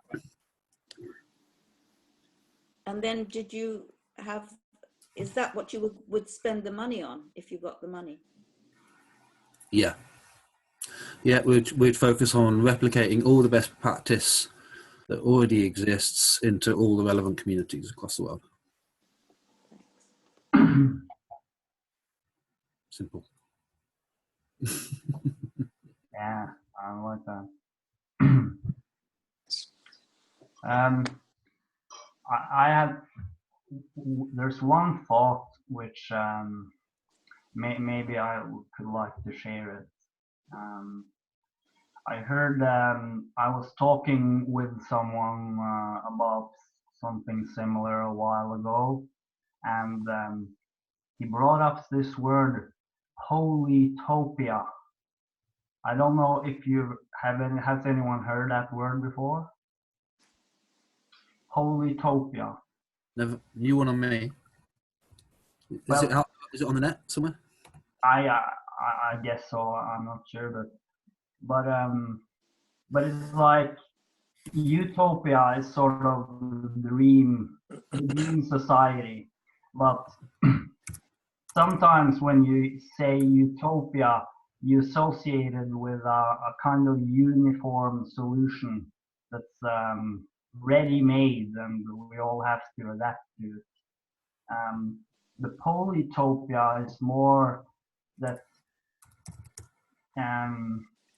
if you imagine the whole world, and then it can be adapted to each person's unique wishes and needs, and and then it's also dynamic, so they can change it over time. It's just something I've been thinking about, because if there could be a situation which works generally better than anything now, and then it has built into it mechanisms for improving, then in a sense, if we could get into the process where it does work for everyone, or for the majority, then it would be easy to know. Probably, maybe even just one button, like this is working really, really well. Okay, so I'll just throw this up. The idea is that this is working fantastically well button. And it's been working fantastically well for a while. And then the day when everyone pushes that button, we know that maybe we got something very good. So polytopia would maybe be a word for the kind of scenario where it just works very, very well for everyone or most people, and yeah, but and it doesn't have to be too prescriptive, Glenn. I mean, our proposal was around collating the best practice, because so if you're talking about energy in communities, there's only about 5 or 6 different solutions. So it was around the communities themselves deciding which of these amazing projects are right for them. Is it local solar? Is it a big solar farm? Is it tidal? Is it wind? Is it micro wind? Is it major wind? Yeah. And with a little bit of social AI on there, you could get a lot of recommendations, and with a bit of liquid democracy in there, where you've got local experts that have built up a profile through trust and track record, you could be making some really good decisions essentially around which of the best practice that's happening elsewhere around the world is suitable for our community, whether that's geographic or whether it's an organization. So you basically yeah. Yeah. Go on, Anne. Yeah, sounds great. Sounds great. Just use the best which is already here, and build on that. Yeah, simple, really. Yeah, because this is the thing that we haven't really mastered yet. And people like to refer to biomimicry. And I was thinking, when I was writing it, I was thinking about, well, where does the biomimicry come in here? And I sort of thought about then DNA. It led me to how DNA works, and then I spent a couple of weeks, looking into DNA, and which I'm absolutely mind blown by. I don't know whether you've watched the animations on DNA and stuff. but it is absolutely, you're just like, this stuff is going on inside my body, billions of cells replicating this stuff and splitting DNA into RNA, and then RNA being read by the ribosomes, and then the ribosomes organizing the, oh God, what are they? The enzymes, and then the enzymes folding into a biological machine, and then programming up the proteins, and then the proteins go off somewhere in the body because they know what they're going to do now. Yeah. And they're going to go part of the eye or part of the kidney or something. You know, it's just absolutely mind-blowing. Absolutely. I mean, what is going on? Anyway, but what I was thinking, you know, really, so our proposal is more like that. Is you come up with the DNA, which is essentially the genomes. There's 38,000 genomes in the human body. So let's say, for instance, there were 38,000 projects that we found around the world that are just astonishing projects where we could say there's really high social, environmental, and financial impact of these 38,000 projects. And they become our DNA. And then essentially local communities decide which of these are relevant for them under the different topics, and they replicate. They take the template, which is the RNA, and they go off and they replicate it in their own community. You know, so it was kind of that sort of thing. Yeah, I think it sounds amazing. Yeah, and that's also like that's sort of the conservative approach at its best. It seems like in the sense of being a conservative, which is already working, and even going back to nature, the basic building blocks of nature that's already worked for millions of years in evolution, very complex systems, and sort of build on that. Yeah. Exactly. Yeah, because the innovation is going to keep happening. Yeah? We don't need to promote or put a rocket under innovation. That's going to continue to happen out of people's bedrooms, out of people's garages, out of the universities. But what's really important is that when something amazing happens in one university in the world, or inside a geographic community in the world, or inside a primary school, you know, that they've started growing their own food. You know, maybe they've installed a hydroponic food warehouse outside of the primary school, so they're growing their own greens literally on site or something like that. You know, that can be put into a video, into a 1 or 2 minute video, and that goes up into the best practice repository, our DNA, and then that is then seeded and discovered by all of the other primary schools in the world. And they watch this 2 minute video and go, oh my God, I can't believe this primary school in Broadhaven in Pembrokeshire or in Seattle or wherever it is doing X, Y, and Z. And so everybody gets a chance to discover it through the video and then prioritize it.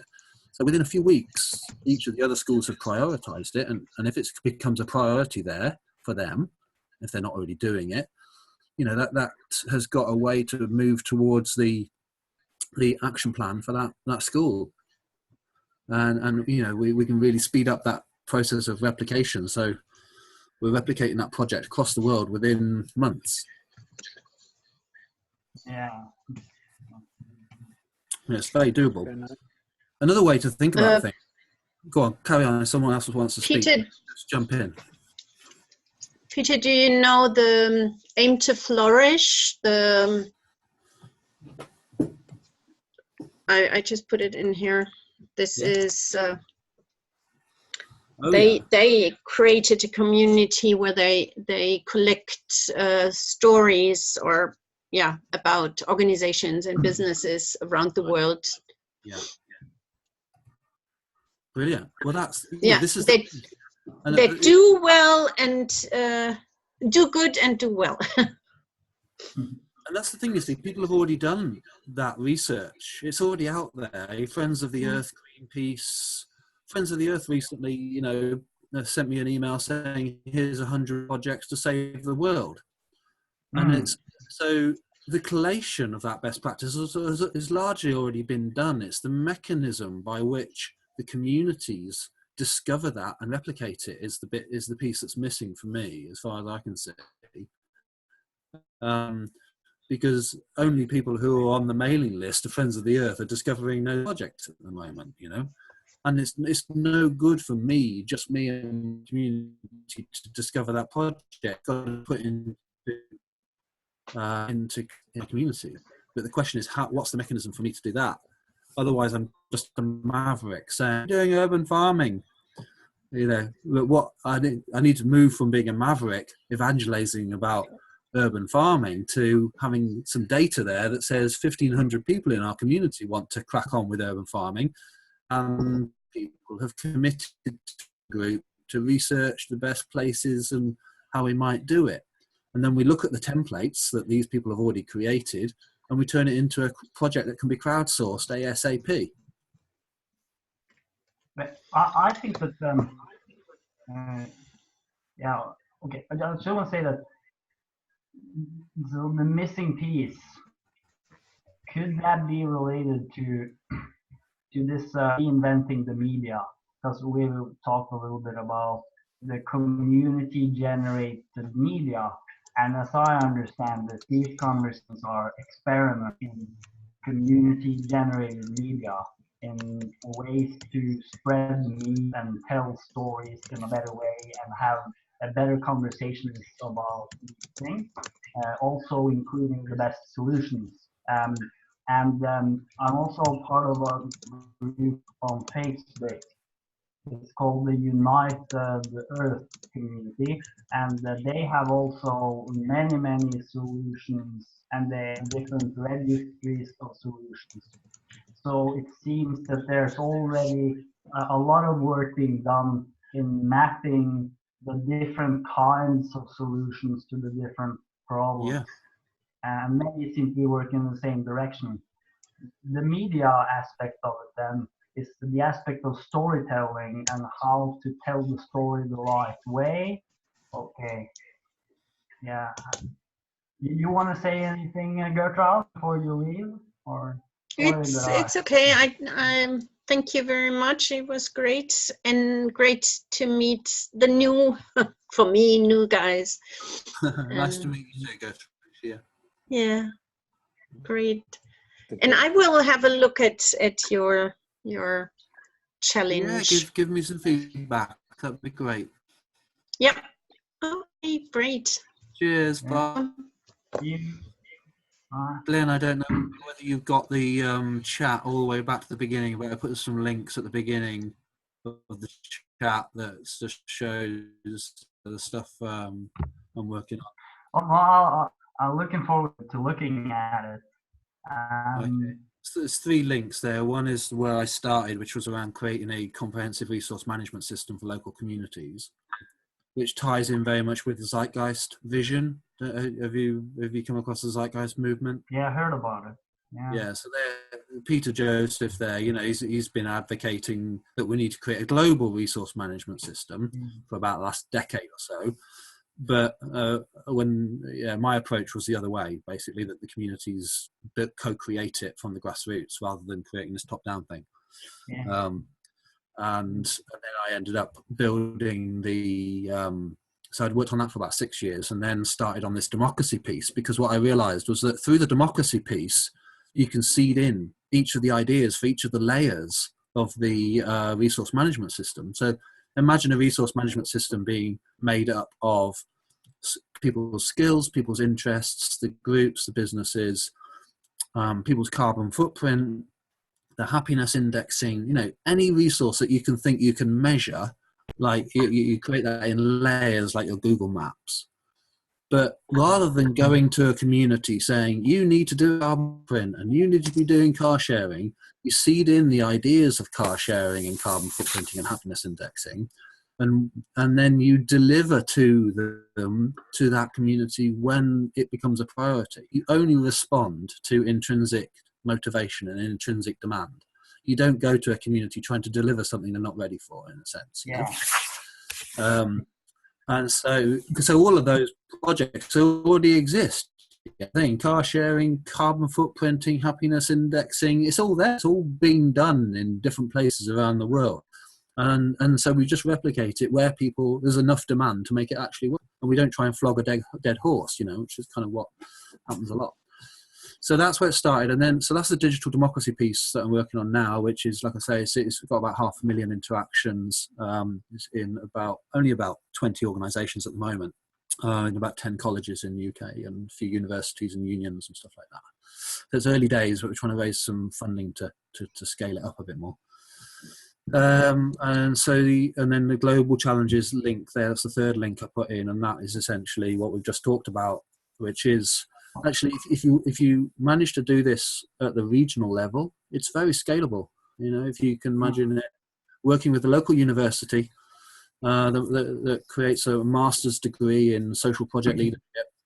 So that it's about taking all of the different gaps, because there's loads and loads of gaps, when we watch a video, like an inspirational video on TED or something like that, and all we really do at the moment is share it and tell our friends, oh, wouldn't this be great? But we can't really go any further to what area.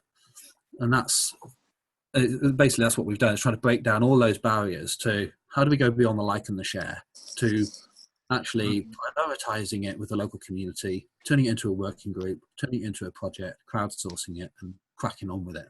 And all the relationships that people were talking about earlier get developed through people actually doing stuff together and feeling empowered that, oh my God, we discovered this thing and then we created it together. And now we're all cooperative shareholders of this thing, Yeah, That's great. sounds awesome. No, it's really cool. Glenn, I was wondering, I don't know much about your background, or do you have anything? What's your story? That kind of a thing. I was wondering. Yeah, I'll have to be the short version. Then, yeah. How long is that? 2 hours? The short version? So when I begin talking about stuff that sometimes it's difficult to know where to begin and where to stop. No, but well, what can I say? I've had different jobs that I worked in. I've studied some things, but I think it's like in the last 10 years, especially, I've become more and more interested in these kinds of global questions. So I have been doing a lot of thinking about possible solutions for the global scenario, you could say. And it kind of came on gradually. So mostly it's been on a theoretical level so far. So can I ask the kind of the boring things, like what did you work in, what did you study? I know those are just boring facts, but I'm actually interested because that does actually inform where people come from in terms of how they look at the world a little bit. I'm just interested. Absolutely. Well, I've been working with my dad for some different projects. He was building small houses, so I did some of that, and also worked in a storage place for a few years. I studied some different subjects, so it was philosophy, psychology, law, political science, and organization and management, you could say. And then I worked in sales jobs for a few years. Everything from private people to small businesses. So I was selling telecom solutions and also newspaper subscriptions. And so I think there was 4 or 5 of those. That was quite interesting. So that I was very interested in communication. I've always been interested in that. You over in Denmark? You're in Denmark? Or? No, Norway. Norway. Yeah. So I'm working on that for a while. And right now I'm kind of looking for some, um, this, what we're doing here is what I would like to do full time, but it doesn't pay so well. So I guess I'll just have to find something else. So I'm kind of in the middle of that. But generally, you could say for the last 10 years, especially the last 5 years, you make philosophy of sorts, but it very much concerns with the relationship between the language and reality, the physical and the abstract, and social media and communication.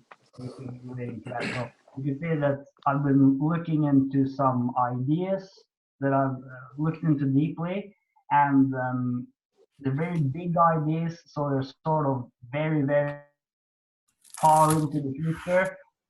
But I think there's some very big promise, and from everything I hear we've been talking about and what Peter says here, I have this impression that I can see a path forward where we could solve all of this somehow. Or so yeah. That to me, that's the first point really.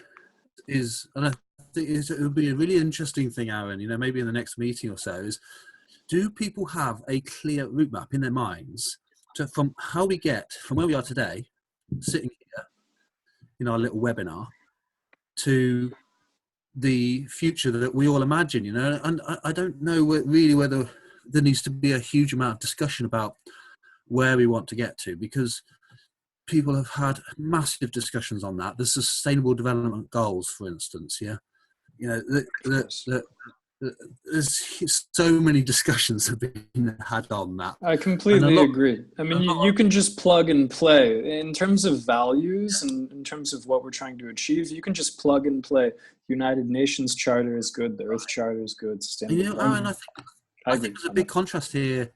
And the tension that was in the webinar here earlier, I think there's a tension between people who are more pragmatic potentially and people who are more that way inclined. I don't know. It's just a different way of thinking. It's certainly not the way I'm thinking. I'm thinking, right, we're heading towards a sixth mass extinction. We need to be thinking really practically about the steps that we need to take to achieve biosphere balance. So biosphere balance to me is like number one.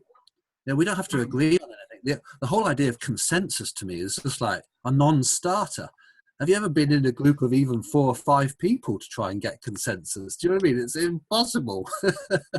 Absolutely impossible. Or it takes forever. And the thing is, to get a solar panel project up and running or a food project up and running, we don't need consensus.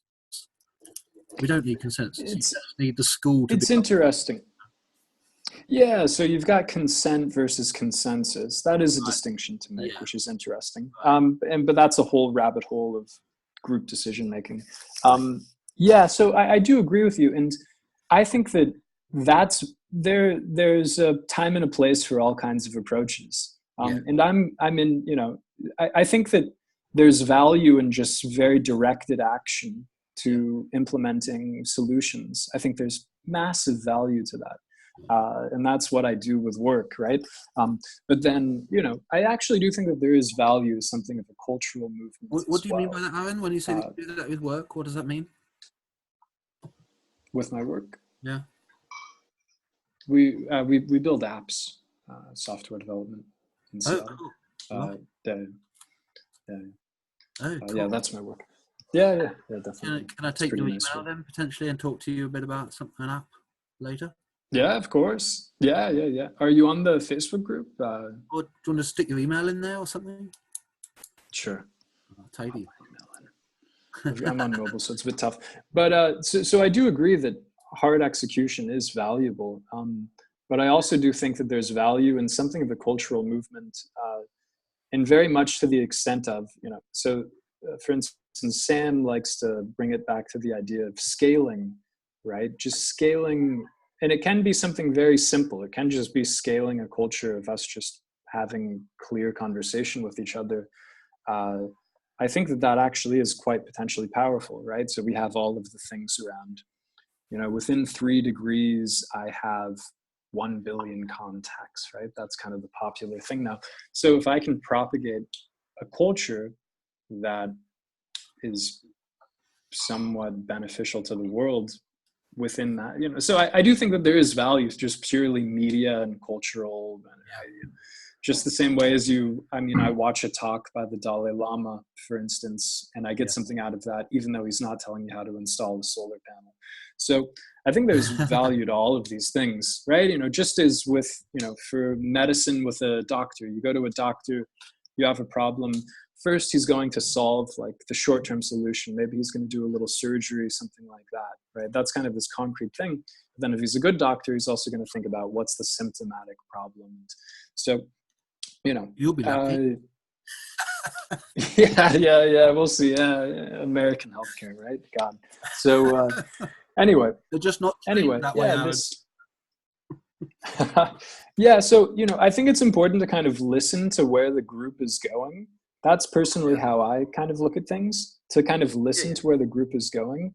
And if you have 10 people in a room that are interested, that's kind of enough to just say, okay, let's see where it goes and see if we can keep on furthering things. Even if it is something that's less concrete and more philosophical, that's interesting. And a lot of powerful things have come out of groups of people just discussing how to approach reality and how to look at things. I mean, every scientific revolution was that, basically, right? Copernicus, right? So we brought up the point earlier about are humans, are they at the core of our moral framework here, right? So that's kind of Copernicus. Is the Earth the center of the solar system? My astronomy is kind of bad, but anyway. So I mean, these are important discussions, and if that's where we have to go down for a while, I'm interested in those discussions. Anyway, but I agree. Yeah, there can be some tension along the way. Go ahead, please. Oh yeah. Have you guys come across a guy called Jeremy Rifkin? Oh yeah. Yeah. Who's that? It's awesome. Oh man, this guy, you gotta get your head around this guy. He's defined the third industrial revolution master plan. So, you know what I mean? If you wanna know how your city or your country needs to get to this place where we all want to get to, the sustainable future, he's defined it in detail, and he advises Angela Merkel and the Chinese government and the UN and all the rest of it. It's the reason why Germany are so far ahead. Germany are now something like 45% of energy being developed by local cooperatives. And so the big six, that were in control, they're no longer in control. They're no longer providing the energy, because all these local cooperatives are springing up and providing municipal power, as they say. It's being distributed. The democratization of energy is happening really quickly in Germany, and largely, so that's two main reasons. But you've got the systemic support there for people to be able to crack on and do it. And the big difference in Germany, for instance, is they made it presumed consent to be able to put up a renewable energy installation. Whereas in the UK here, we've got to go through all these planning laws and jump through all these hoops to put in a solar farm, right? And the national grid won't support it. There's all these solar panel and renewable energy projects, and the national grid can't take it. Everybody's put there ready to crowdsource the money. The money is there, the people are there, everything's there. The national grid say, "Oh, we can't do it because we can't plug you in." It's like I agree. There's tons of I 100% agree. Tons of systemic problems, and I in this conversation I did bring that up. For instance, there are concrete problems that may prevent us from being able to even move forward in terms of our development of abstract moral philosophy. I mean, just look at purely wealth disparity, right? I mean, what's it at now? The wealthiest 50 people in the world have the same wealth as the aggregated bottom 3.5 billion people.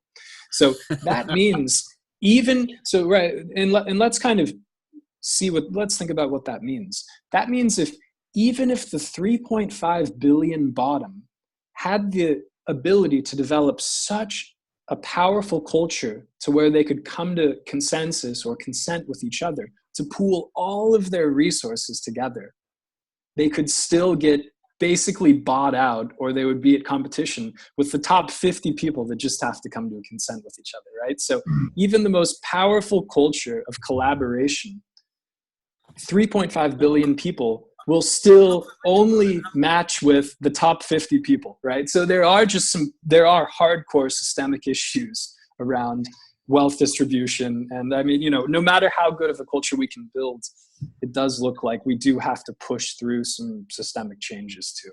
Totally. Yeah, I'm not quite with you there, though. You said that the top 50 could buy out the bottom 3 billion.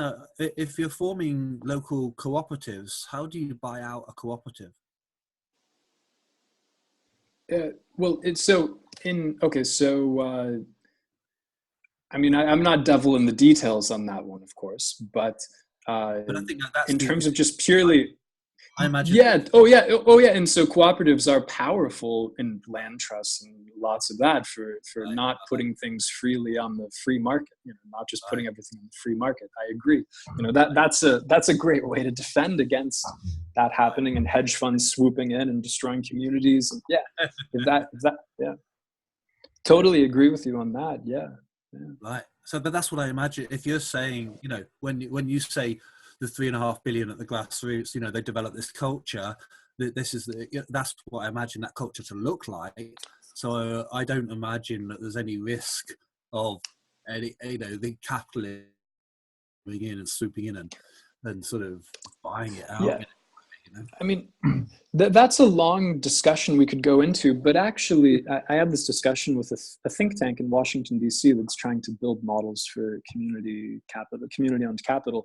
And as these kind of cooperative projects begin to scale, they are expecting to see competition from real estate development companies, hedge funds. They will be front-running these kind of projects. Do you know what I mean by that? Basically, before a cooperative would even form, they would go in and buy up the land or the assets and then sell them at a higher price, basically, as a way to kind of.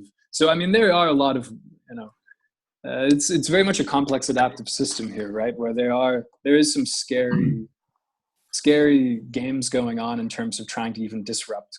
But I mean, that's a whole rabbit hole. But I agree with you that, that cooperatives are an amazing way to play defense on it. Yeah. Great way to play defense. I mean, even if we're looking at the top 50, and the way that China works, which is totally authoritarian.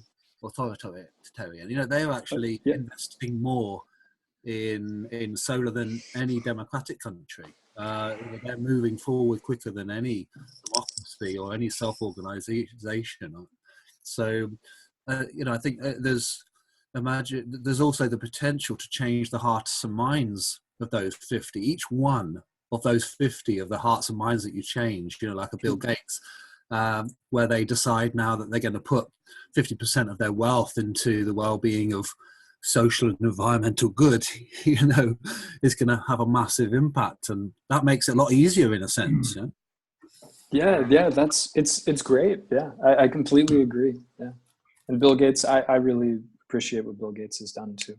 I think that then, maybe at the end of the day, we have to tend to our own garden, right? So can we develop these solutions for ourselves locally? I think that's kind of what it comes down to. And then to be as independent or as independent, but still symbiotic, interdependent with the surrounding world and interfacing with it, right? And this is. I think this group is about the global challenges. Is about how do we enable that to happen for everyone everywhere. So that is the solution. Absolutely right, Aaron. Everybody needs to create their own solution. Everything needs to be democratized. The production of food, the production of energy, dealing with homelessness, dealing with aging, dealing with education, it all needs to be democratized and put into the hands of local people. But that all needs to be done everywhere.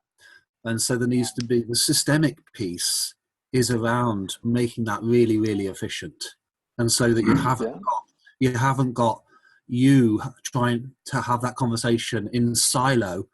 Because if you think about it, here's another way to think about it. There's 7 billion people on the planet. Most communities, the average number of people in the community is around 7,000. So that makes, simple maths, that makes 1 million communities. There's 1 million communities having pretty much an identical conversation. So that every community is discussing what's the right energy solution for us. Every community is discussing how can we get better organic local food. And if you just take those two conversations to start with, food and energy, if you talk about energy, like I say, how many solutions are there? There's really not that many solutions. You say 10 maximum. And so it simplifies it massively, because a repository of best practice projects, 10 best practice projects in energy, is all that's actually needed to facilitate a collective, coordinated conversation between 1 million communities. That's all that's needed. You know what I mean? It's simple. Yeah. I just just a wiki. I mean, so we have something like open source ecology, right? Yes, mate. Yes, mate. The best practice stuff is open source wiki templates, and then the digital democracy piece is each one of those communities just downloading the relevant ideas and prioritizing them, and enabling the residents or the members of that community prioritize which one of these energy solutions is right for us. And then the next phase, once you've got a priority, is then the adaption. It's like, well, okay, we know we want to do solar because we live in a hot place, or we know we want to do wind because we live on top of a hill. And now, so we need, what's the right type of wind project for us? We need to adapt this template to suit our local needs. And then once we've done the adaption, then it's the crowdsourcing, and we crack on with it and we install it. I was just wondering about like wealth distribution. So if you have 50 people who own the very large numbers, ownership itself, I mean, it seems that depends on the acceptance of ownership. So what is ownership? Ownership is an abstract idea, even judicially. As I remember, it's ownership doesn't exist. You can't photograph ownership. It's a spectrum of functions. And so it depends on people actually accepting it. So it's the same with money. Money is an abstraction to resources. So that whole system will only exist as long as it exists. As long as people believe in it, right? So if people stop believing in it and believe that a different system is better, and they see a path to a different system, then that whole system is finished. Like this, it's like a bubble. It just it doesn't actually exist in reality. So that's why, as far as I can tell, this is all about psychology. So if psychology and practical distribution of resources, etc. So if you have, let's say, 1 million communities, and they have shared practices, permaculture, etc., and they have self-sustained systems, so they're not dependent on others outside, if you come to that point, and then they have a wiki, they can share best practices. Yeah. Since the very nature of the system is ecologically sustainable, this means that they can share the best practices openly, and there's not an incentive for secrecy. And they can also build on the best ideas of each other. Yeah. And you have the possibility of open source strategic cooperation. So you have the possibility of an open source intelligence network, which is global, where you can share all the best insights and you can work experimentally. you also have the potential for doing it scientifically. So you can use all the methods of the scientific method. You can do it far better than any scientists have worked before, because you can use communication technology, so you can film everything live, so it can be 100% empirical science like that. But what I also want to get to is, if it's a system which is globally sustainable, then it's local and it's global, because it's a global network of networks, but it's also local. If it is actually sustainable, then it won't be any problem for anybody else, right? So if we think about this from a game theoretical perspective, let's look at it from that perspective. This would be a game theoretically stable solution. So that's why I think that these sustainability movements, once they reach a certain level of sophistication and once the communication becomes good enough, they have an incredible advantage that the exploitive systems can never have. And so they have this advantage that they can actually work totally openly. They don't have to hide anything. And that saves a lot of time too. You know, Glenn, I think one of the things that will help that is you may well have come across these communities that are what they call prosuming. Prosuming rather than consuming, yeah? Which is basically that they're producing more than they need. Okay, yeah, I heard about it. I don't know much about it, but yeah. Imagine an impoverished community. You could say one here in Wales, yeah, because they used to be mining coal and now they're not mining coal, and they're totally impoverished now and rely upon a lot of unemployment and everything. Now, when you stick up a massive wind turbine, you start turning fresh air into cash and currency. And a lot of these turbines are dishing out £1 million a year in community benefit funds that then get distributed by local residents for the benefit of local projects. And that might be, you know, the yoga classes and the facilities for elderly and, you know, improving the school and play park and all that sort of stuff. But this wind turbine thing that's spinning around is dishing out the money for all the local projects. So that these communities then end up in abundance.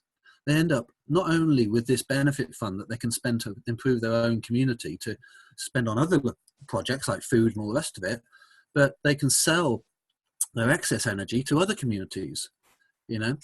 And so that's essentially, I think the whole notion of competition will be dissolved by the idea that, you know, these communities, if you can replicate that particular project so that the majority of communities are now prosuming, you don't have an element of competition. You have the question of what are we going to do with our surplus? You know, competition kind of comes from scarcity in a sense, yeah?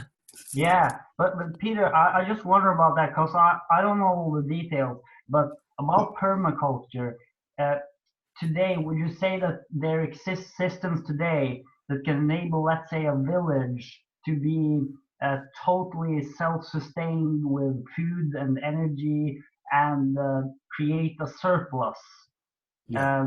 I don't know how far it's come, the knowledge of permaculture, but it seems that if it's come to that point, if it's come so far that a local community is totally self-served, then there's definitely a path forward, because then if all of those communities can connect globally and share knowledge and support, and then I think we got something totally unstoppable. Then the old paradigm has become obsolete.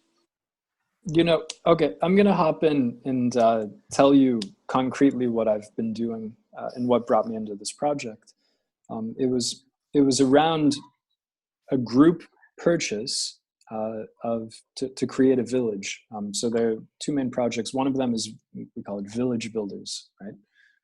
And it's very much around creating a network of villages. Is there a website? Yeah, go to VILL. Here, I'll put into. Okay, so I'll type it in. There's some. Okay, here's the first project that Village.builders personal projects. Village. Yeah, so I put in 2, right, and there are a lot of projects, and there, here's my project, right? So, and then village.builders. So these are the 2 projects. I've been very much thinking about this, and I would say that from what I see, it is very, at least for the quality of life that me and my friends are used to, it still is. And so the thing is that we all work remotely, right? So we are earning a first world salary at this point. We still can buy a laptop from China, right? If you're creating surplus in terms of energy, I'm not sure that would be I'm not sure if that would be a stable equilibrium. I think that thinking about this evolutionarily and game theoretically is really powerful, by the way. Although that is my bias, that is what I spent 5 years working on until about 2 years ago. Say that bit again for me, Aaron. What have you been working on for the last 5 years?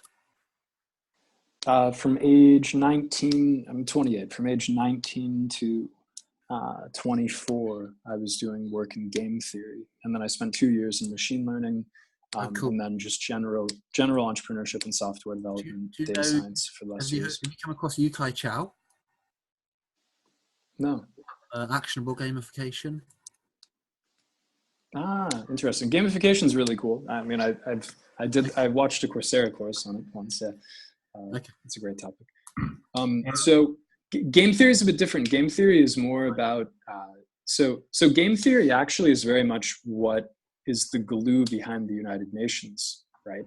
It's a pact between a group of people that you're going to try to glue all of these nations into a state of cooperation and mutual protection, right? So that we don't devolve into the chaos that occurred during World War I and World War II. So it's a pact that if any one nation begins to go against other nations, then all of the other nations will then protect and prevent that kind of chaos from, because game theory, basically, you can get stuck in these situations, you can get stuck in equilibrium where everything is out of control, right? And it's very hard to get out of that. And that's what happened in World War I and World War II. So then the United Nations was meant to be a pact of, and it very much does fit in with mutually assured destruction. If you go outside of our common values that we've built here, then we're guaranteeing that you will be taken down, right? That you will be stopped. Actionable gamification, cool. So anyway, and I think that Glenn, that might kind of make you think in terms of what you were saying about a group of self-sustainable villages trying to kind of prop each other up as that being a common goal that they have, and seeing if they can have some kind of way to support each other, right? And maybe it's kind of game theory. There's probably some kind of way to model that game theoretically too. So anyway, but kind of coming back, maybe Peter, you know more than I do on this. Are we at a point where I can have 90% the quality of life purely locally dependent in a group of 7,000 people? Can I have the same quality of life as I do as living in Seattle or living in London, working in a middle-class job there and being able to buy things? Or at least as a consumer, will I be able to buy the new Mac laptop? I don't consume very much, but I still do have nice technology that I'm talking with you on right now, because that's what I do for work, right? So, and that's how I support myself. So, to start as if you're talking about where we'll be in the future, we'll probably be in more of a service-based economy anyway. Yeah, so it won't be about you going and buying the latest laptop. It will be about you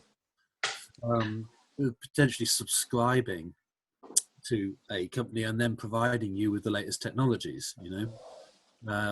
So we're moving, as Glenn said, moving away from a sense of ownership, and then the onus is on the companies to provide you with a service. So the service that they provide is your technology, and it's up to them to keep it up to date. Not keep not us having to keep buying the latest one and throw it away every 12 months.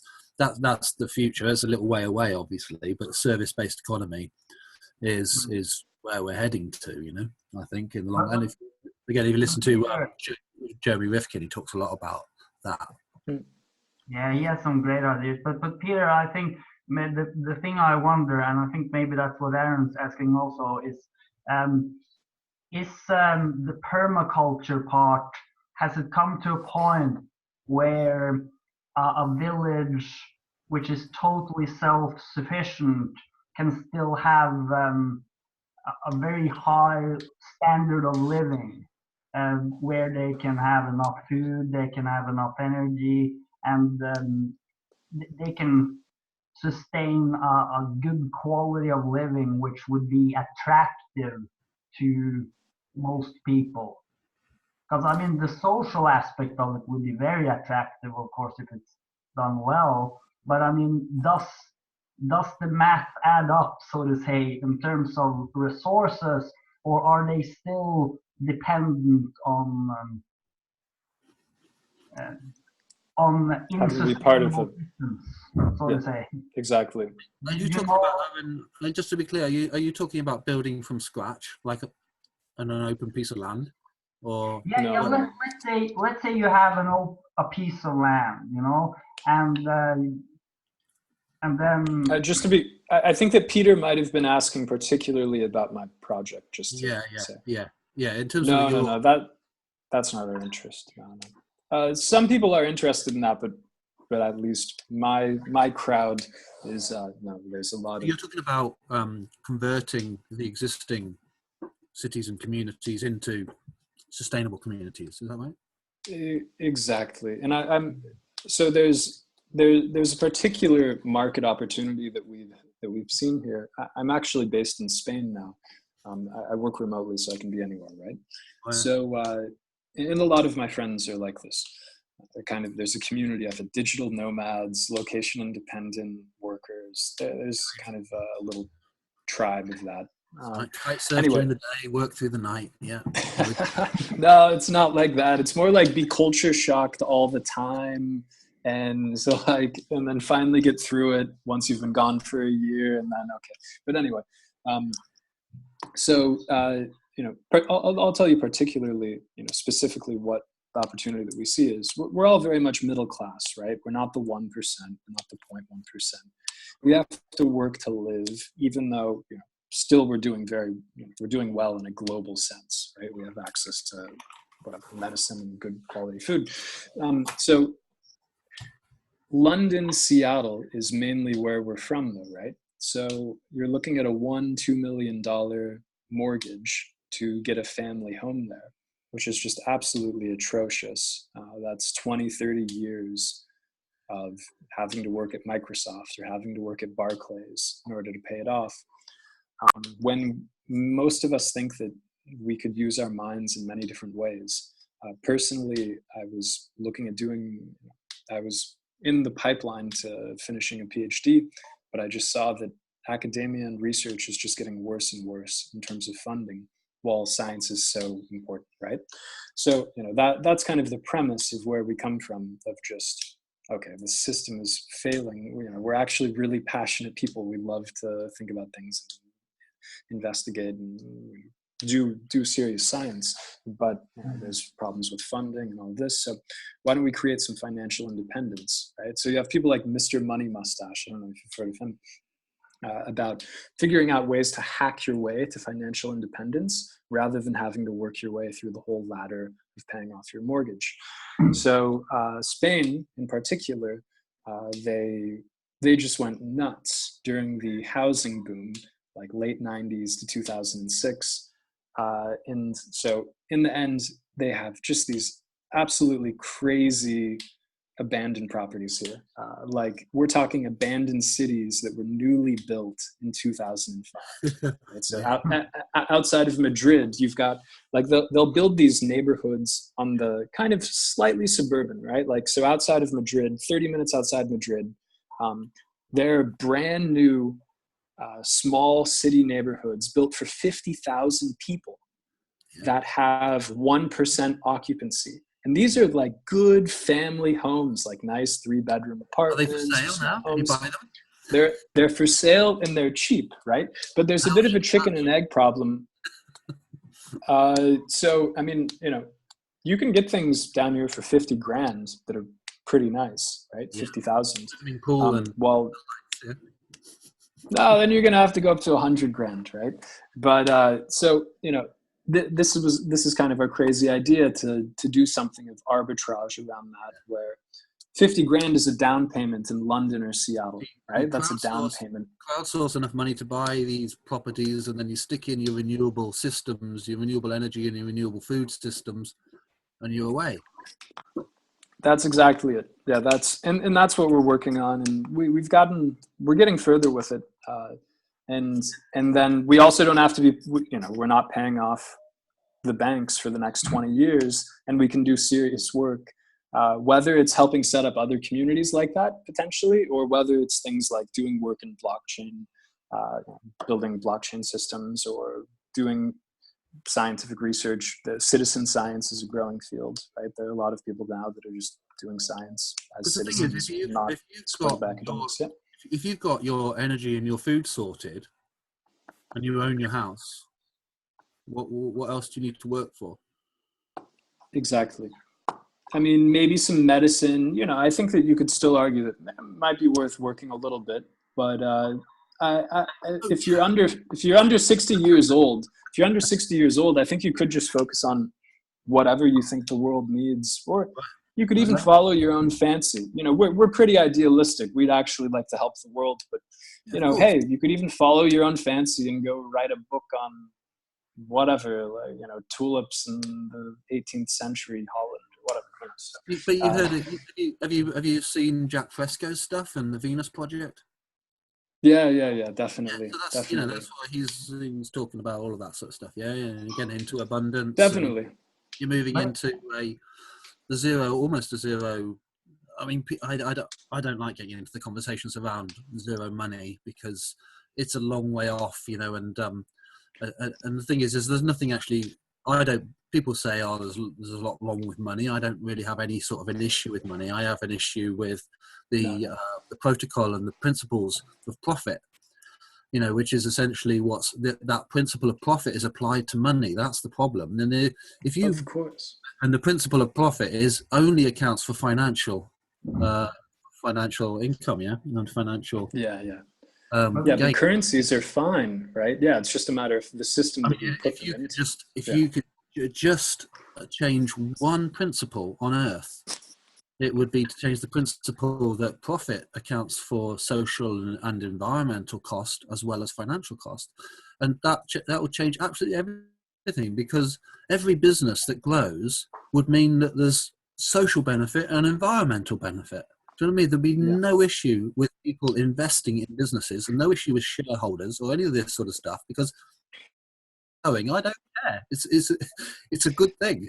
So yeah, you have the whole B Corp movement. I'm not sure if you know about the B Corp movement. It's a global movement. Do you know B Corps? Oh yeah, so it's a new. Basically, it's kind of like the organic label for corporations, right? It's kind of they're doing organic labeling for corporations, where most countries require that corporations purely maximize shareholder value, right? But now they've created this new article, right, that you can have other objectives than purely maximizing shareholder value. So Etsy, for instance, Etsy.com is it's a B Corp. So they're able to optimize on other values than just maximizing shareholder profits at the cost of whatever. So that's an interesting movement. But Aaron, is the idea that you buy property in Spain, so it's quite cheap property, and it's a lot of sun there, I guess. So, but if you have a relatively large property, the question that I have is, can you be totally self-sufficient with food and energy today? Do you know about that, Peter? How How self-sufficient can you be? I think that's a very important question. Glenn, maybe certainly with food and energy, you can be self-sufficient. That's maybe I should say, Glenn, that we're not thinking that far ahead. We're just trying to get out from under being slaves to the major tech companies or the major banks. So we're just thinking ahead in terms of, okay, we can work remotely, right? And real estate here is very inexpensive.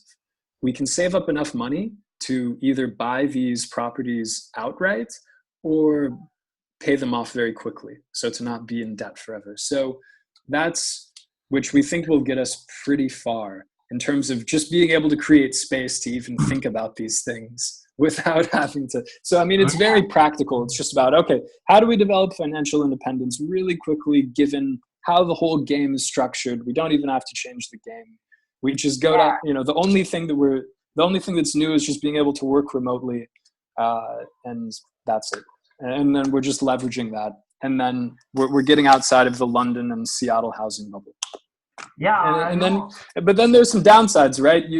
So the thing is that you have to get enough people to move there at once so that you're not kind of like living in the middle of nowhere outside of Madrid as the only person there, right? So then it's around logistics, around getting consensus around what do you need, 100 people to have enough of a critical mass to really kind of get the initial community seated. And then also making sure that, just kind of logistics around negotiating with real estate developers, local communities, things like that. So that's, anyway. We've got 20 solid, mainly based in London. And we have an email list of like thousands at this point, but we're trying to take it to the next level. We're actually going to launch. We have an update that we're going to launch in the next 1 to 2 months before January. We actually built we partnered with a couple of tech companies. Why can't the 20 of you just do it to start with? I don't think it's enough of a critical mass. And we've actually seen this happen before where you get like a little group kind of stranded off somewhere and then it just fizzles and dies, right? Weirdos in the country or something. Like the Earth ships in New Mexico. New Mexico. Yeah, the Taos. Yeah. That's a bit different though, isn't it? The building. Yeah, that's different. Somewhere in the middle of nowhere. No, we're just trying to move into empty apartments. Yeah. That's it. We're just trying to buy cheap apartments and move in and then just work. But that's a brilliant idea. It's a brilliant idea because it is cheap land out in the country. You can buy cheap property. And in Spain, it's also a lot of sun. If you can combine that with a sustainable permaculture concept, you have the concept for that freedom. And you can still work, but the point is you'll need much less money because you have all the food you need, you have the local energy, so you can live like super cheap. So that to me seems like a sustainable model. And if it can just be perfected, and the permaculture can be perfected, the earth ships, housing, all of this stuff. If this can be perfected to a high enough level, you actually have a totally sustainable model, as far as I can tell, which can be implemented within the current system without creating any. Yeah, I mean, just to throw a fly in the ointment. Yes, it's sustainable. Please. Under today's weather conditions. There's that. But it would depend what energy solution you actually implemented and food solution. Would depend how resilient you are in the future, right? Because you get something like Hurricane Irma, coming across your community. Yeah, what does it look like once Hurricane Irma's gone over? Yeah, now how sustainable are you after that? Or and then we try to do the same thing again, right? Somewhere else. But please go ahead. But you've got nothing. You've got no money. You've got no capital. Capital's dead. Completely Well, depending on how robust those assets are, right? Because a lot of assets can withstand a hurricane. That's what I'm saying. It's like if you're growing all your food outside, then it could all get completely destroyed. If you're growing all your food with urban farming techniques, it can all be it can all be underground, like it is. I don't know if you know, like the World War II bunkers in London that are underneath the tube station. Yeah, so they're all urban farms now. Did you know that? No. But Yeah, Peter, I've can you seen actually one or do two, that? but Can yeah. you grow all the food 13 stories underground in London. Yeah, the World War II bunkers. They are pushing out food now. Yeah, the celebrity chefs have all bought into it, and they're creating all these herbs and all the rest of it, and they feed all the top-notch restaurants in London. So if you're growing all of your, for instance, underground using hydroponics and aquaponics, right? That's a much more resilient system than like growing food in fields, for instance, or in tin sheds that could get ripped apart by the hurricanes. But then you've got the other end of the spectrum, which says, well, actually, Spain and a lot of these Mediterranean areas are going to be uninhabitable because of heat. You wouldn't want to live in Spain in 10 years' time. It'd be too hot. Yeah. Yeah, it's a great point. And we're very much playing against a shot clock too, right? If you know that expression. We're trying to get out from under it so that we can stop. We're trying to change our situation so that we can stop being so destructive. And then if we can do that quickly enough, in Spain will be happy. It's hard to know how do you hedge against global warming exactly, because that's a pretty dynamic system. There are a lot of simulations that say a lot of things. So hey, mate, if decrease, but if Elon can go to Mars, and set up sustainable communities on Mars, then you can do it in Spain. Yeah. Interesting.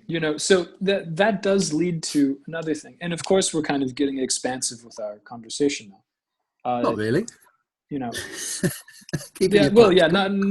really, but so there are over in Portugal, there's a very famous community called Tamera, and what they found was that they just have to spend so much time focusing on dealing with the human ego, right, and how human conflict emerges just inevitably, right, and I mean there is some really heavy duty research in terms of how humans are hardwired to want to have higher status than other humans, right? Yeah. I mean, there's things, so what we've even kind of done is we've just decided to ignore that. And we're like, okay, we're not even going to be a community. We're just a group purchasing organization, right? Because if we try to be a community, then, we're going to have to face all of these human problems of how you slept with my girlfriend and all of this stuff. And then the whole community just goes to hell, right? Trying to get consensus. Don't even bother. You know what I mean? You'll be tearing your hair out. But don't you think, Aaron, that some of those problems are related to scarcity of resources, and that if you have a situation where there's real abundance of resources, that should be solvable? I mean, the ego stuff. I mean, let everyone be a king in their own little thing, whatever, and you can have your own standards. But that seems solvable if you have the primary needs fulfilled. So that's why this permaculture question is so important, because if you can actually grow food under the ground, and I mean, then you have a model which is sustainable. And if you then have a global network of those kind of villages, then you have a great resilience. And you can still have people working in the financial system, making money, being in, having a backup, so to say. But you have a system which can gradually become more and more resilient. And then you can invest the surplus into research. So if the research in permaculture gets to a certain level, I think since you have a totally sustainable system and you have a path from where we are now and to this sustainable future, and then if we get there, I mean, the egos and that stuff, I mean, it shouldn't be a problem. Yeah. Have a look at that little link I put in the chat. Glenn, can I hop in? Yeah, this is it's a great point. You know, Glenn, so this is it's a great point. And I actually think that, nice, London's cool. So Glenn, I actually think that it will help a lot too, right? Like you have situations where, I'm not sure if you know about how when people are living in scarcity, they actually have more children, for instance, right? I'm not sure if maybe you're kind of referring to that because they expect their kids to be less likely to survive, right? Oh, yeah. Because when you actually stress animals more, they become much more destructive to each other and all of this. But again, kind of coming back to, you know, what does a good doctor do? First, he does the emergency surgery, and then he figures out the deep root of the disease after that. So I think that us being able to just buy inexpensive places in Spain where we can live, you know, first thing we'll just breathe. We'll just breathe for a year, right? We'll just relax and remember what it's like to be a real fucking human for like a year, and then start to.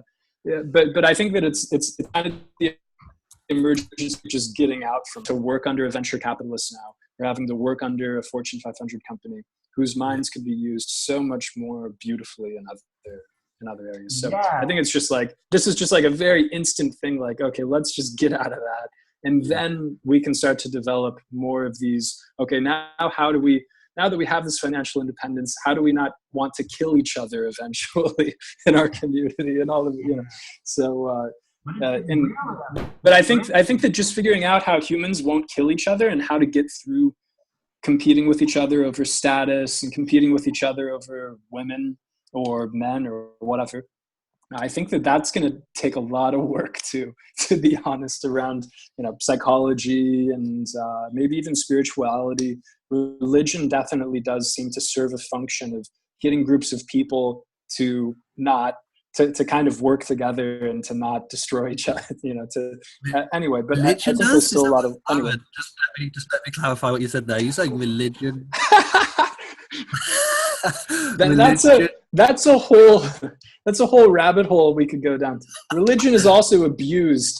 Religion is massively abused too, in order to justify tons, you know, historically it's used to justify massive amounts of violence. But right. I do think that there are some roots of religion where it was meant to create functional communities. In the name of atheism, I'm going to kill all these people. It doesn't happen.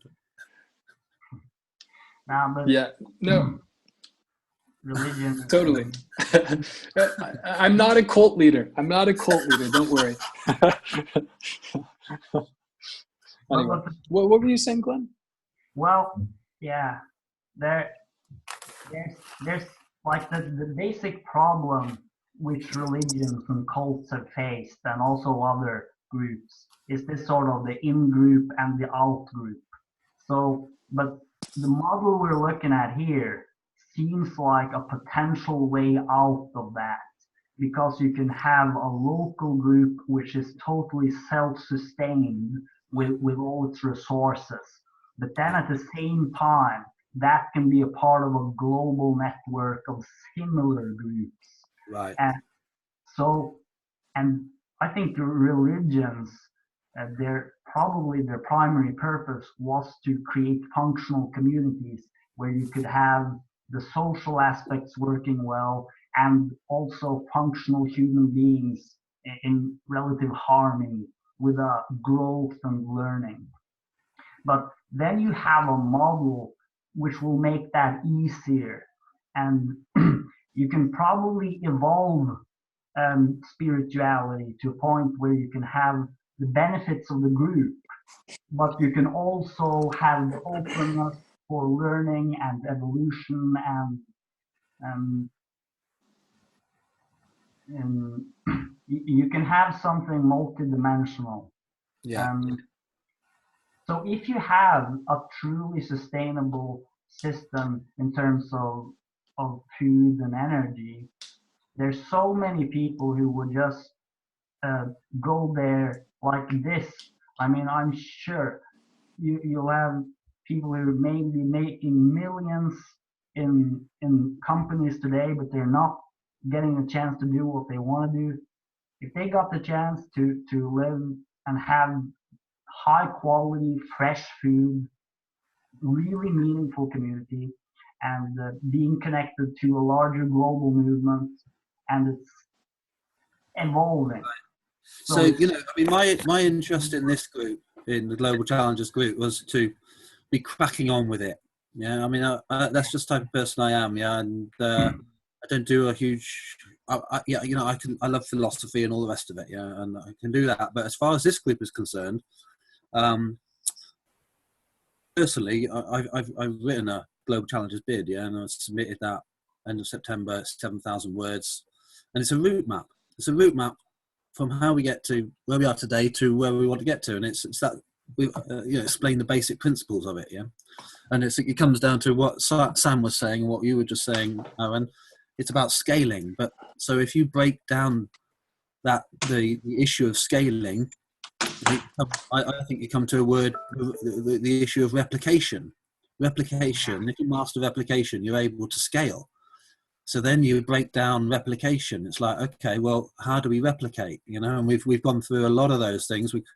One of the ways that you could replicate is to create the repositories of best practice, and then create a mechanism for all the different types of communities to prioritize which of these amazing projects is right for them. And then, you know, then you need some governance in there and some knowledge in there to be able to adapt those templates for the local circumstances and for the local organizations, and then crowdsource them. You know, we're all familiar with crowdsourcing, crowdfunding. That's all well tried and tested. So it's really, and the repositories are already built. So, you know, it's a simple piece in a sense. It's just not been built yet. You know, it's like, as how I see it is, we're one app away. We're literally one app away from this place where we want to be, or you know, actually cracking on with it. And once it's built, people will download it, and when they open it up, there'll be some ideas in there, and they'll be prioritizing those ideas, and then that will create data. Because the thing is, the big thing that's missing is the data piece, right? Tell me now. Think of a social group that you're part of. Think of a geographic community that. Think of a place where you work, and tell me, can you paste into the chat the priorities for each of those three groups and communities you've just thought of? Does the data exist that says these are the priorities under these different themes for those communities, groups, and workplaces?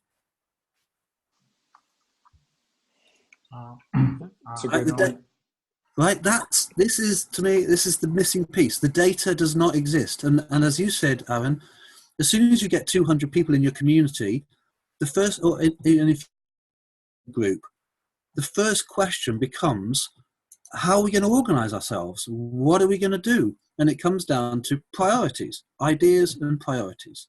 And usually people do that by getting into a room together and doing post-it notes, big sheets of paper and paper tablecloths and all of this sort of post-it notes stuck to the wall. Oh my God, not another one, please. Now, if we use a digital platform to do that piece where people suggest ideas, it's simple, yeah? There are quite a few of them out there already. They're just not scaled. The platform's not scaled, right? If you do the prioritization piece and the discovery piece before you get to the meeting, yeah, then when you get to the meeting, you can actually, people can be forming around priorities and starting to create working groups. And that way then, like you, the three of us might say, well, the three of us will start working on a remote community or an urban farm together. And now we're starting to develop a relationship because we've got a common point of focus. Yeah, we've got a common endeavor, and we're starting to build relationships through that. And our challenge is to present back to the community that we're representing or working with 2 or 3 solutions. But isn't this where the media comes in? Isn't that this? It seems to me this is where social media comes in, and this is where these conversations come in. Because if we can use these conversations as a way to grow intelligence all over the world and evolve a new science of how to do this, and we can work experimentally, test out all kinds of solutions, and then use the ones that work and improve, and do it in a totally sustainable way, then I think the scalability will just happen by itself. I mean, it will be easy. Okay, I jump in on top of you there, Glenn, because social media, I think that piece is really well evolved. It's really well evolved. Yeah, we've got the Twitter, we've got the Facebook, we've got 3 billion people on Facebook. Yeah, the social media piece is not the missing link. Of course, social media will play a big part in spreading the word about the projects and all the amazing case studies, and that's kind of happening at the moment. Yeah, we're all watching TED. I mean, TED is a classic example of pulling together some of the best knowledge experts. Yeah, we're all familiar with TED, right? TED, yeah. That's already there, yeah. And we watched them, and that's why I learned about urban farming, for instance, and I shared that to my friends here in Swansea. But that's as far as it goes. I shared it, and that hasn't turned into a priority. It hasn't turned into a working group, and it hasn't turned into a project. And they're the barriers that we need to remove, as far as I can see. So I'd try to move. I try to redefine what's missing as not as social media, but action media. Action media, right. But that's what I mean. And the action media, the fundamental principles of action media are: what are your ideas? What are your opinions about this idea? Well, how do you prioritize this idea? And then what do you commit to? Do you commit to a working group? Do you commit to being a volunteer? Do you commit to be a customer? Do you commit to, you know what I mean? So it's about your opinions and your commitment, which is all anonymous. It's actually almost the opposite. It's the diametric opposite of social media in terms of it's what you'll do rather than what you know. It's interesting. Okay, I'm going to hop in. I'm going to say that I think that social media, the way that it is and the way that it's often used, is not what we want. But I think that what it could become is potentially very much what we see here. Particularly this group I've only met a couple of people in this group in person, but I'm still sharing pretty deep ideas with these people. So I think that it might be what this can become. So for instance, one thing that I say is that, I'm trying to create a village or a city, right? Me and my friends in London. So we say that, so literally our tagline was repopulating an abandoned village with social media, right? And so with the idea, creating online community to create offline community. And so kind of this visual of we're jumping into, we're hopping into the computer with the idea of emerging out on the other end into a more beautiful, better world, or just a better, or just owning a damn apartment for cheap in Spain, right? To kind of put it bluntly. But we're very much leveraging this medium here in order to emerge on the other end of it. And that's what Sam was saying earlier, right? About you leveraging the tools to create new ways of working and all the rest of it. Yeah. Just out of interest, how are the 20 of you conversing in terms of what are your priorities? Do you know what I mean? How effectively are you working as a team to do this thing? I think that we're working well. In terms of how do we converse? So we're very much using full consent amongst us. If you've got an idea about this community, your community, let's say I join, I've got an idea about how I want to, but if I join your community, for instance, how can I see what your priorities are to start with? So I can actually find my feet and understand what this community is about.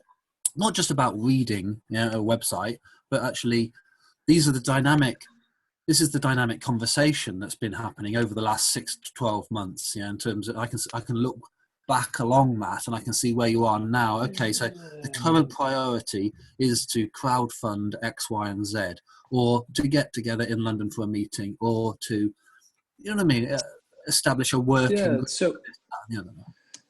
So that this is a great point, and I'm gonna guess what you're pointing at, which is that it would be nice if there was some kind of standard language for us discussing these community projects with each other, like, you know, just as a baby, right? There, you know, during 9 months, there are multiple stages of the embryonic development.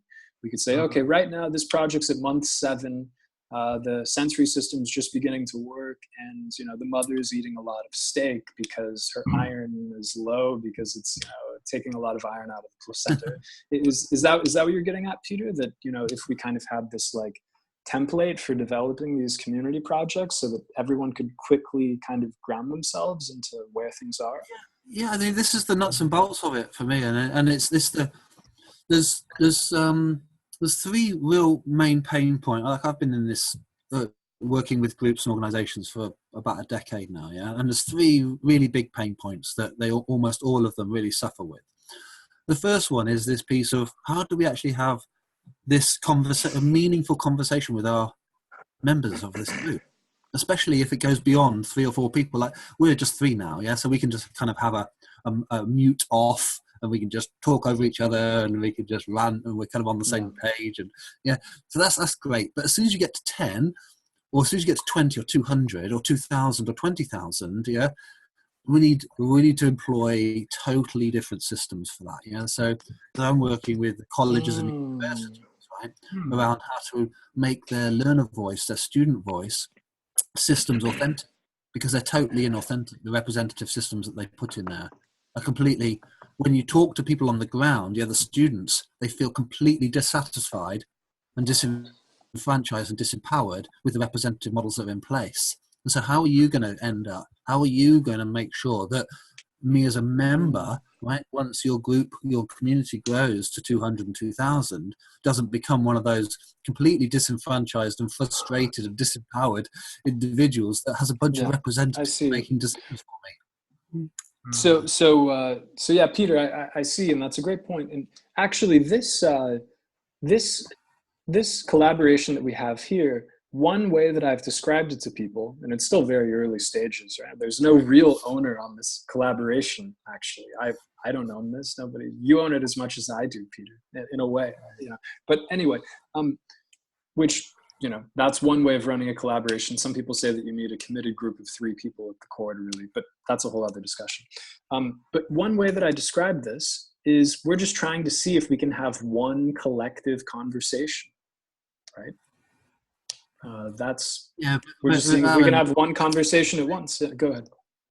But the complexity of this conversation that you're having, yeah, if you write it down, if we just took a Word document now, right, and we start putting out the categories, there must be 10 or 15 different categories that just are the themes of conversations that we need to have. And then we need to have conversations within each one of those categories. The reality is, you can't do all of that through the face-to-face discussion. Yeah, we simplify. Yeah, we can't. Not everyone can take all of the data in, but is there some way that that we can kind of simplify, package it so that everyone? I mean, I believe that this does kind of fit in with what you're talking about, liquid democracy and representative democracy thing. Right? And I think it everyone feeling like they're a part of the conversation.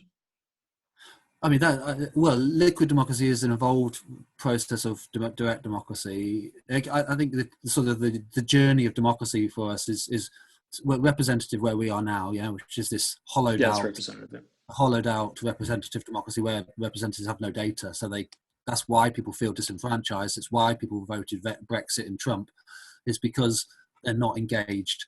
And then you have direct democracy because everybody says they want to have a say, right? I want to have a voice. I want to have a say. So you give them that, and that's direct democracy. Everybody has a say on everything. But that becomes unmanageable because you now have what I just described earlier, is 15 ideas to discuss or to choose upon or to prioritize under 15 different topics. That's 225 ideas. Oh my God, it's already a headache. You know? A lot of these questions I don't know anything about. I don't know anything about, underground sewage systems, just that sort of stuff. So you get all of this complexity that comes in, and that's where liquid doesn't scale. Yeah. So the liquid, just one second, sorry, Glenn. The liquid democracy piece is the evolved direct democracy. That becomes the solution to this thing where people don't have the time and the expertise. And now it's like, well, we know Glenn has been working on sewage systems for the past 10 years, right? And this is another really obvious thing, right? Which it might not be obvious until it's pointed out, but a lot of the main sites that are online, eBay, Facebook, Yahoo Answers, and being a techie, Stack Overflow, right? The success of Stack Overflow, right? You're familiar with Stack Overflow, Glenn? I've heard about it. Right? Yeah, and Yahoo Answers, it's all it's upvoting metrics, things like that. Yeah, it's all based on what you know and your trust and your track record and your reputation management, right? You can't fake being a top eBay seller. You can't fake being a top person on Yahoo Answers. You can't fake these things. You only get there through real hard graft, real knowledge, and real and reputation that's built up, and trust that's built up with your user base.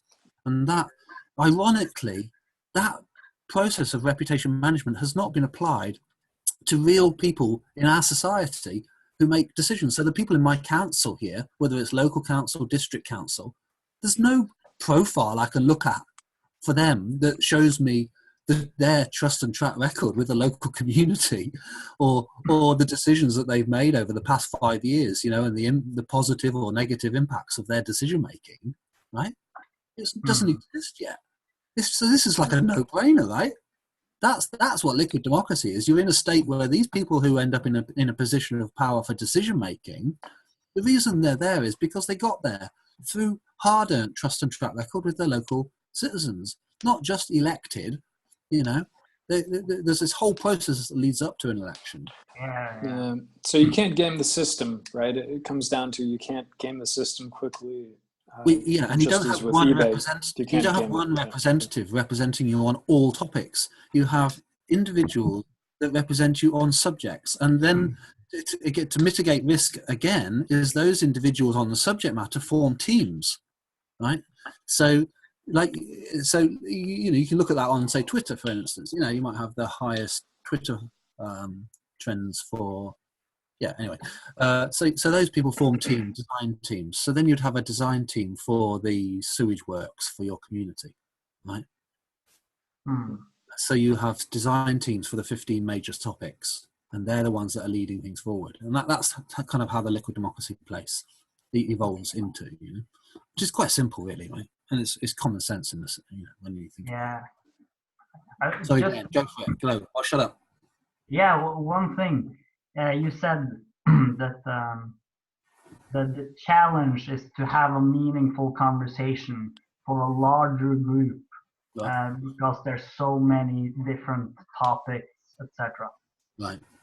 So I want to bring in something here that what if it was possible to simplify it and say that it's one topic, and that we're all discussing one topic, and we're all bringing in energy into this one topic. And the one topic is the moving situation, the space of events. So that's the one topic which ties all the other topics together. And then we can have different kinds of theoretical interpretations of that one process. But the one process which is flowing forward all over the world, it is always happening now, and it's happening in three-dimensional space. And it's happening with you and me, and all other topics relate to this. What was the one topic, Glenn? Sorry. it's Time? all of this. I mean, you can talk about it in different ways, but let's say the action space. That's one way of calling it. So it's the space of action. It's the space of all action in the world. So if you represent it by seeing a ball, and you see the people on the surface of the ball, and they're moving around, and we're also there, and we're having this conversation, we're also moving around. So that's the one space of action. So that's perhaps the big simplification. If we can have a global conversation around that, then all other topics will find their place in the space of action. And when it comes I think you still end up with the same thing, though, Glenn. I think you have to divide up that main topic into other topics to make it manageable. You know, if you want to if you want to work efficiently and end up with decisions, like, you know, within a short space, you have to exactly. Down. So that's my next point. So what if we say then that each person is responsible for their own action? So that's the decision which has to be made. So we're all totally responsible in this group for what we do, and since we also operate transparently, it's easy to be held accountable, and it's difficult to game the system. So you have an incentive to be truthful, because you're rewarded for bringing real value, and your responsibility is what you do. And then collectively, let's say we have a system to take care of the basic resources. This is where permaculture comes in. So if you have basic resources, the sort of the basics, the food, the shelter, so you don't have scarcity. Then when that is in place and it's done environmentally sustainable, then we can have a conversation going, but the main decisions, I make my decisions, you make your decision, I do what I'm interested in, you do what you're interested in, and then teams can gather around the interest areas they're most interested in. As long as you don't hurt anyone else, as long as you don't mess up the system, as long as it's fundamentally sustainable, there's a very great scope for freedom. So that seems to me that could be a sustainable model, and it's that would be like a fact. So like, you know, each person can be part of a team, but you'll never be part of a bigger team than, let's say, 10 or 30 or 50 people. And so there will be like many teams, but then the teams form bigger teams. But if it's sustainable with energy and resources and food, etc., then all of this other stuff won't. I don't see why it should be a problem. It's like, yeah, we have many different perspectives, and those perspectives come into the global pool of ideas and put into the pool. We can all extract from the pool, and it's a benefit, potential benefit for everyone. And social media, like you say, yeah, social media has evolved pretty far. Yeah, in a sense, but in a sense, it's just at the beginning. And we just have these machines, we're transmitting signals with the speed of light all across the world. And it's like superpowers that we have, and we're treating the machines as if they were just toys. Like, and we're using language which was learned in school, which was developed under other conditions. So, like, what if we evolve language? What if we create a totally new language, a language form, for example, which can connect all existing languages? And that's, for example, a part of what's possible when you have social media emerging. So it's like, I see social media as totally untouched, just right at the beginning. We haven't even begun looking at what we could do with social media, and even the software. I don't think the software is very good today. I think it's slow. It's a lot of bugs. It doesn't really well adapt to our situations. It's already spectacularly good, but it's easy to see large areas of improvement just on the software and the hardware. Like one example, why do we have rectangular screens? Like, who says the screens have to be rectangular? For example, let's say we have circular. You've seen Iron Man, haven't you? What do you say? You've seen Iron Man. No, I don't think so. No. Well, he doesn't. They don't have screens. It's his Iron Man. I'm thinking of Aaron, isn't it? You don't have screens. You don't have screens in Iron Man. I didn't see it. I don't watch movies. But you don't have any physical screens. It's all you draw them with your just finger. plug in. Okay. No. You draw them in front of you, and then you're just waving your hands around in empty space, basically. Oh yeah, right. It's like it's augmented reality. Yeah. Oh yeah. I heard a little about that. Right. Yeah. Oh yeah. Go watch the film Iron Man. It's all there. It's called What was it called? Iron Man. Iron Man. Classic Hollywood blockbuster. Yeah. So there are, I'm going to have to run pretty soon, guys, but it was really nice chatting. But just on Glenn, I really like what you're saying, and also Peter too, but just Glenn on that one thing. There's one group, Virtual Reality for Sustainable Cities. Have you heard of this? No, Virtual Reality for Sustainable Cities. Well, it's run by this guy who apparently is just a massive mind, Sheridan Tatsuno. He was a major guy in San Francisco. He's later in his 50s now. I'll send you an invite to that, and it's something around creating this shared experience between. Do you know about it, Peter? No. Oh, okay. You just wrote it down. Okay.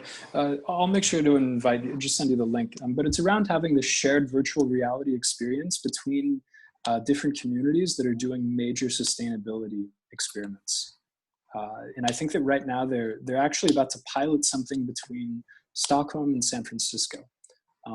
It seems that this might be somewhere along you're discussing and what I kind of see as well. Virtual reality for sustainable cities. I'll send the link.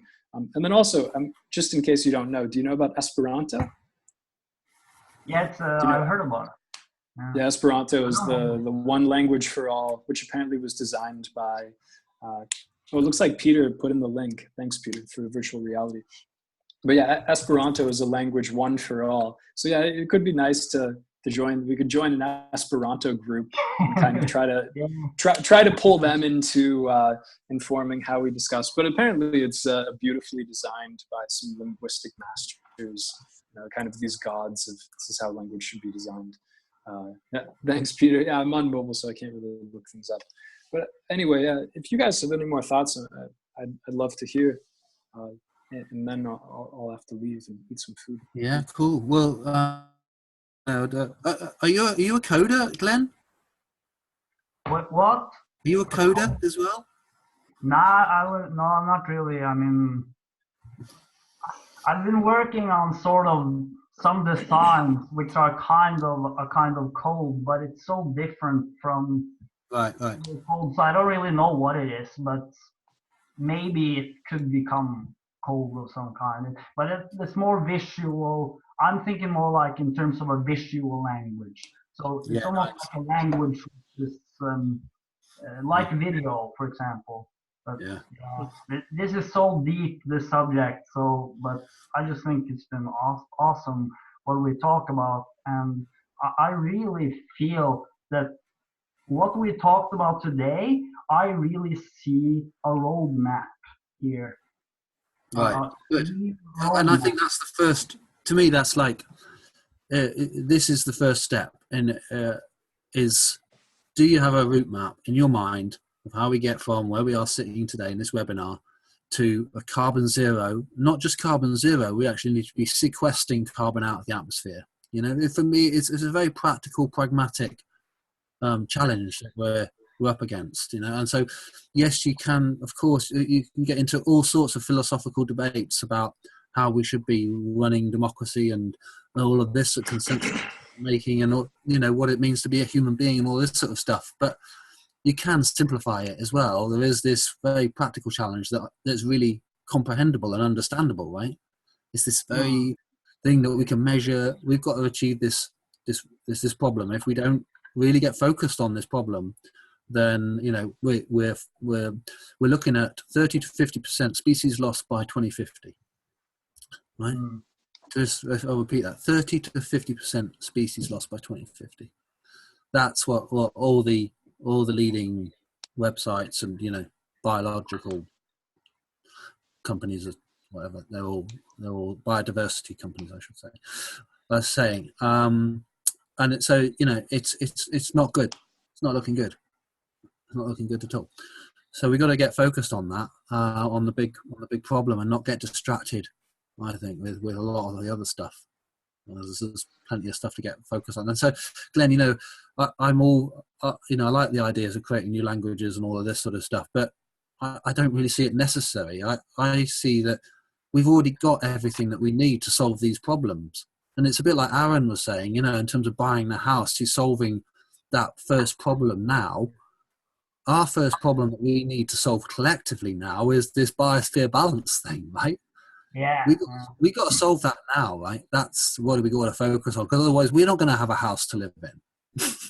Yeah, collectively we're not going to have a house to live in, and that's the job. Personally, you know, that's my own. That's the only thing I do every single day. Because what is the more important than that? Name me a priority that is more important than trying to sustain the biosphere.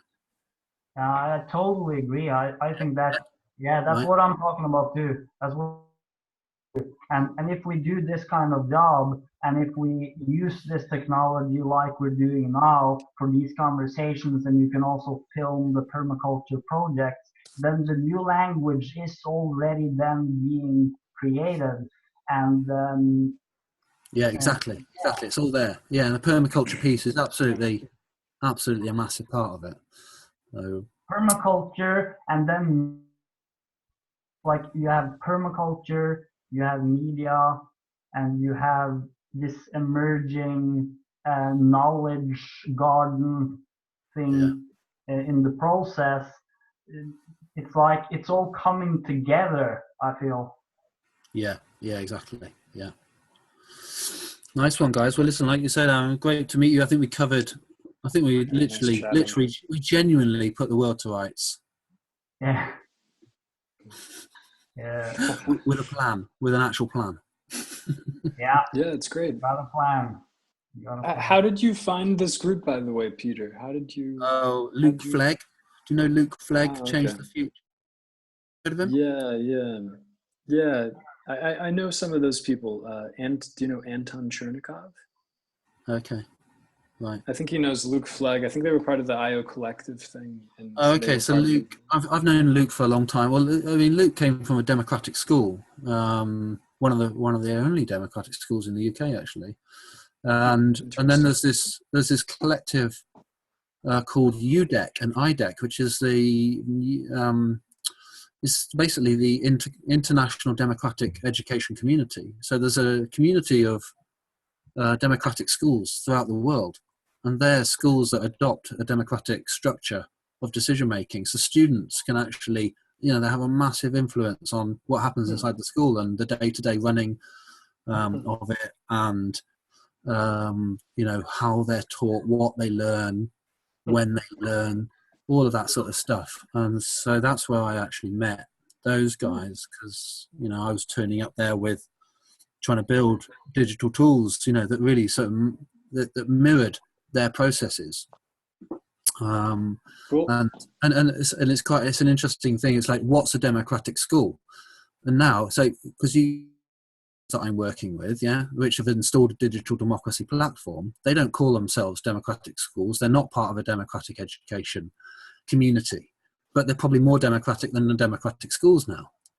You know, so this is a problem. One of the problems that people have, I think, when they label themselves as part of a movement, it's like the transition towns thing. Yeah, it sets itself up to fail because the people that join the groups, and I've been part of quite a few of them, end up with an impossible task.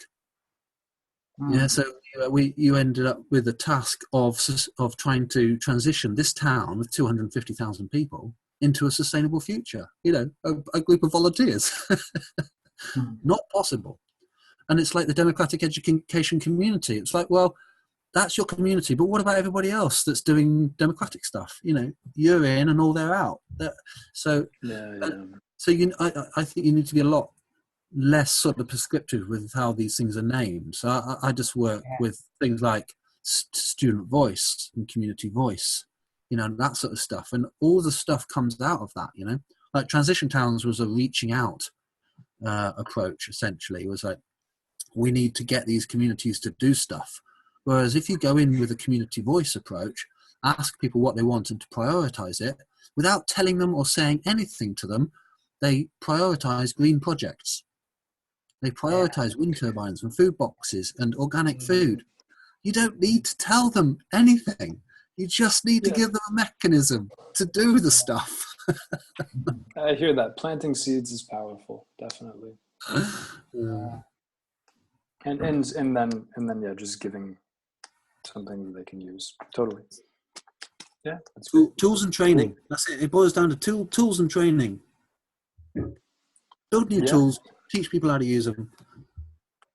And it does. It does, you know, it definitely does. And I agree. I think that at the end of the day, we have to create something concrete, but I think that there can be a long ideation process about what that thing is exactly. Right. And I think that's, I wouldn't get too hung up anyway. Aaron, I wouldn't get too, we've already started and the process has the feedback mechanism built into it. So all the users of the democracy platform, like on our democracy platform, we've got 150 administrators feeding back on how they want to see the democracy platform improved. Yeah, exactly. And that defines our development strategy. I hardly ever prioritize anything over and above what the users are asking for, because it's all common sense. True. So you don't need this divine architect. Yeah.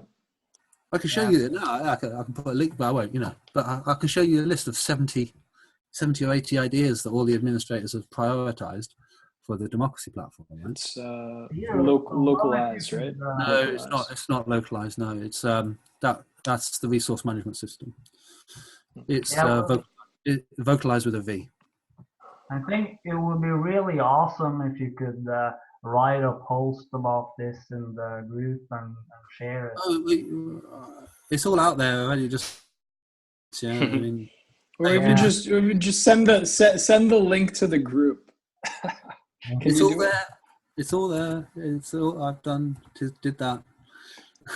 Here's the priorities Here's the priorities from the admins on improving the digital democracy platform. Great. I think that. Awesome. Go ahead, please. I think that Sam's going to have all of these links, and then he's going to repost them. He's going to have the whole chat history and then repost. So cool. Great. And then tag you, I'm sure. So. But I talked separately about building out for it, because that's what we want to do next. Sure. Yeah. Feel free to ping me. Yeah. Definitely. All right. Hey guys. Well, I'm exhausted. I don't know about you. Yeah. Time to eat. Yeah, this has been totally awesome. Love the meeting you, Peter, and I just think everything you brought today is just pure gold. I mean, yeah. Oh, thanks, Glenn. You make it all worthwhile. Yeah, but really, I mean it. But honestly, Glenn, that's why that's why I do this stuff. Right? I'm not paid, right? I mean, I get about 500 quid a month at the moment. Yeah, they're just a livable wage, and just surviving. But it's only because of feedback, like that, and I get that sort of feedback from all the people that use the platform. Yeah. And it's that sort of inspiration that keeps you going. Once you get on this journey of actually trying to solve the big problems, and you actually feel like you're making progress and you're developing tools that empower people to actually make real change, yeah, and you actually see these things turning from ideas into, oh, Jesus Christ, there's the water fountains have been installed, the healthier lunch menus have started, the wind turbines have gone up on top of the roofs, and the solar panels. This stuff actually materializes in real life through clever use of, or a blended approach, should we say, of digital and face-to-face, cultural and traditional media. Yeah, it's great. It's great to it feels great to actually be making some progress, because a lot of these conversations are just conversations. Yeah, they're not actually, we haven't actually done anything. A lot of talking. We haven't actually done anything. Yeah, but talking is important too. I mean, No, but don't get me wrong. You know what I'm saying. You know what I'm saying. Yeah, but I feel that we're like this close to a major breakthrough. I mean, Yes, everything we talked about here, everything else, it's like we're right at the edge of this gigantic breakthrough, and it's like I see it like a switch. so Yeah, close. say Aaron builds this app, right? Hmm. The app that we talked about today. Yeah. Right, and that gets downloaded at Christmas. We give it to Earth Society for Christmas. Hmm. That's the 21st of December, by the way. Pagan. The real one, yeah. Right, yeah, and yeah, right. And when the Son of God rises on the 20th, anyway, let's do it for Christmas. And as you say, I think it's flicking a switch. Yeah, it's empowering people to make the change. And as soon as you do that, people will make the change. Everybody wants to. I haven't met anyone that doesn't want to make life better for themselves, that doesn't want to make the world a better place to live. It's just they don't know how to. They haven't got the tools. It's not on their phone. There's no app on my phone that says, click this to make the world a better place. But there are some things, obviously, like the Avaz and 38 degrees, and there are some campaigning stuff, and obviously we all do a bit of that, yeah. But we need more evolved tools to be able to do more, Yeah, and I that's think just that's not also what we're not there doing yet. in these conversations. These conversations, they really are a process for evolving those tools, and Yeah. I think they're a very important part of the process of developing this app and all of those apps that are needed. Well, Glenn, start using it and just tell us how you want to tell us what you want it to look like, and we'll put the dev capacity on it, mate. We'll be on it. We're your slave. Yeah, We'll be your minions. we should definitely have a thread in the group about like the dream app. I've actually have a thread in a different group called Meta Theory. It's a very interesting group where we've been talking about a sort of dream app. And that's been a very fun conversation. I think that would be I literally got to run now. Yeah. I literally have to run now. Cheers, Thank you very much, both of you. Feel free to ping me anytime, anybody. Yeah. Take care. See you later. Bye-bye. Bye. Cheers. Yeah.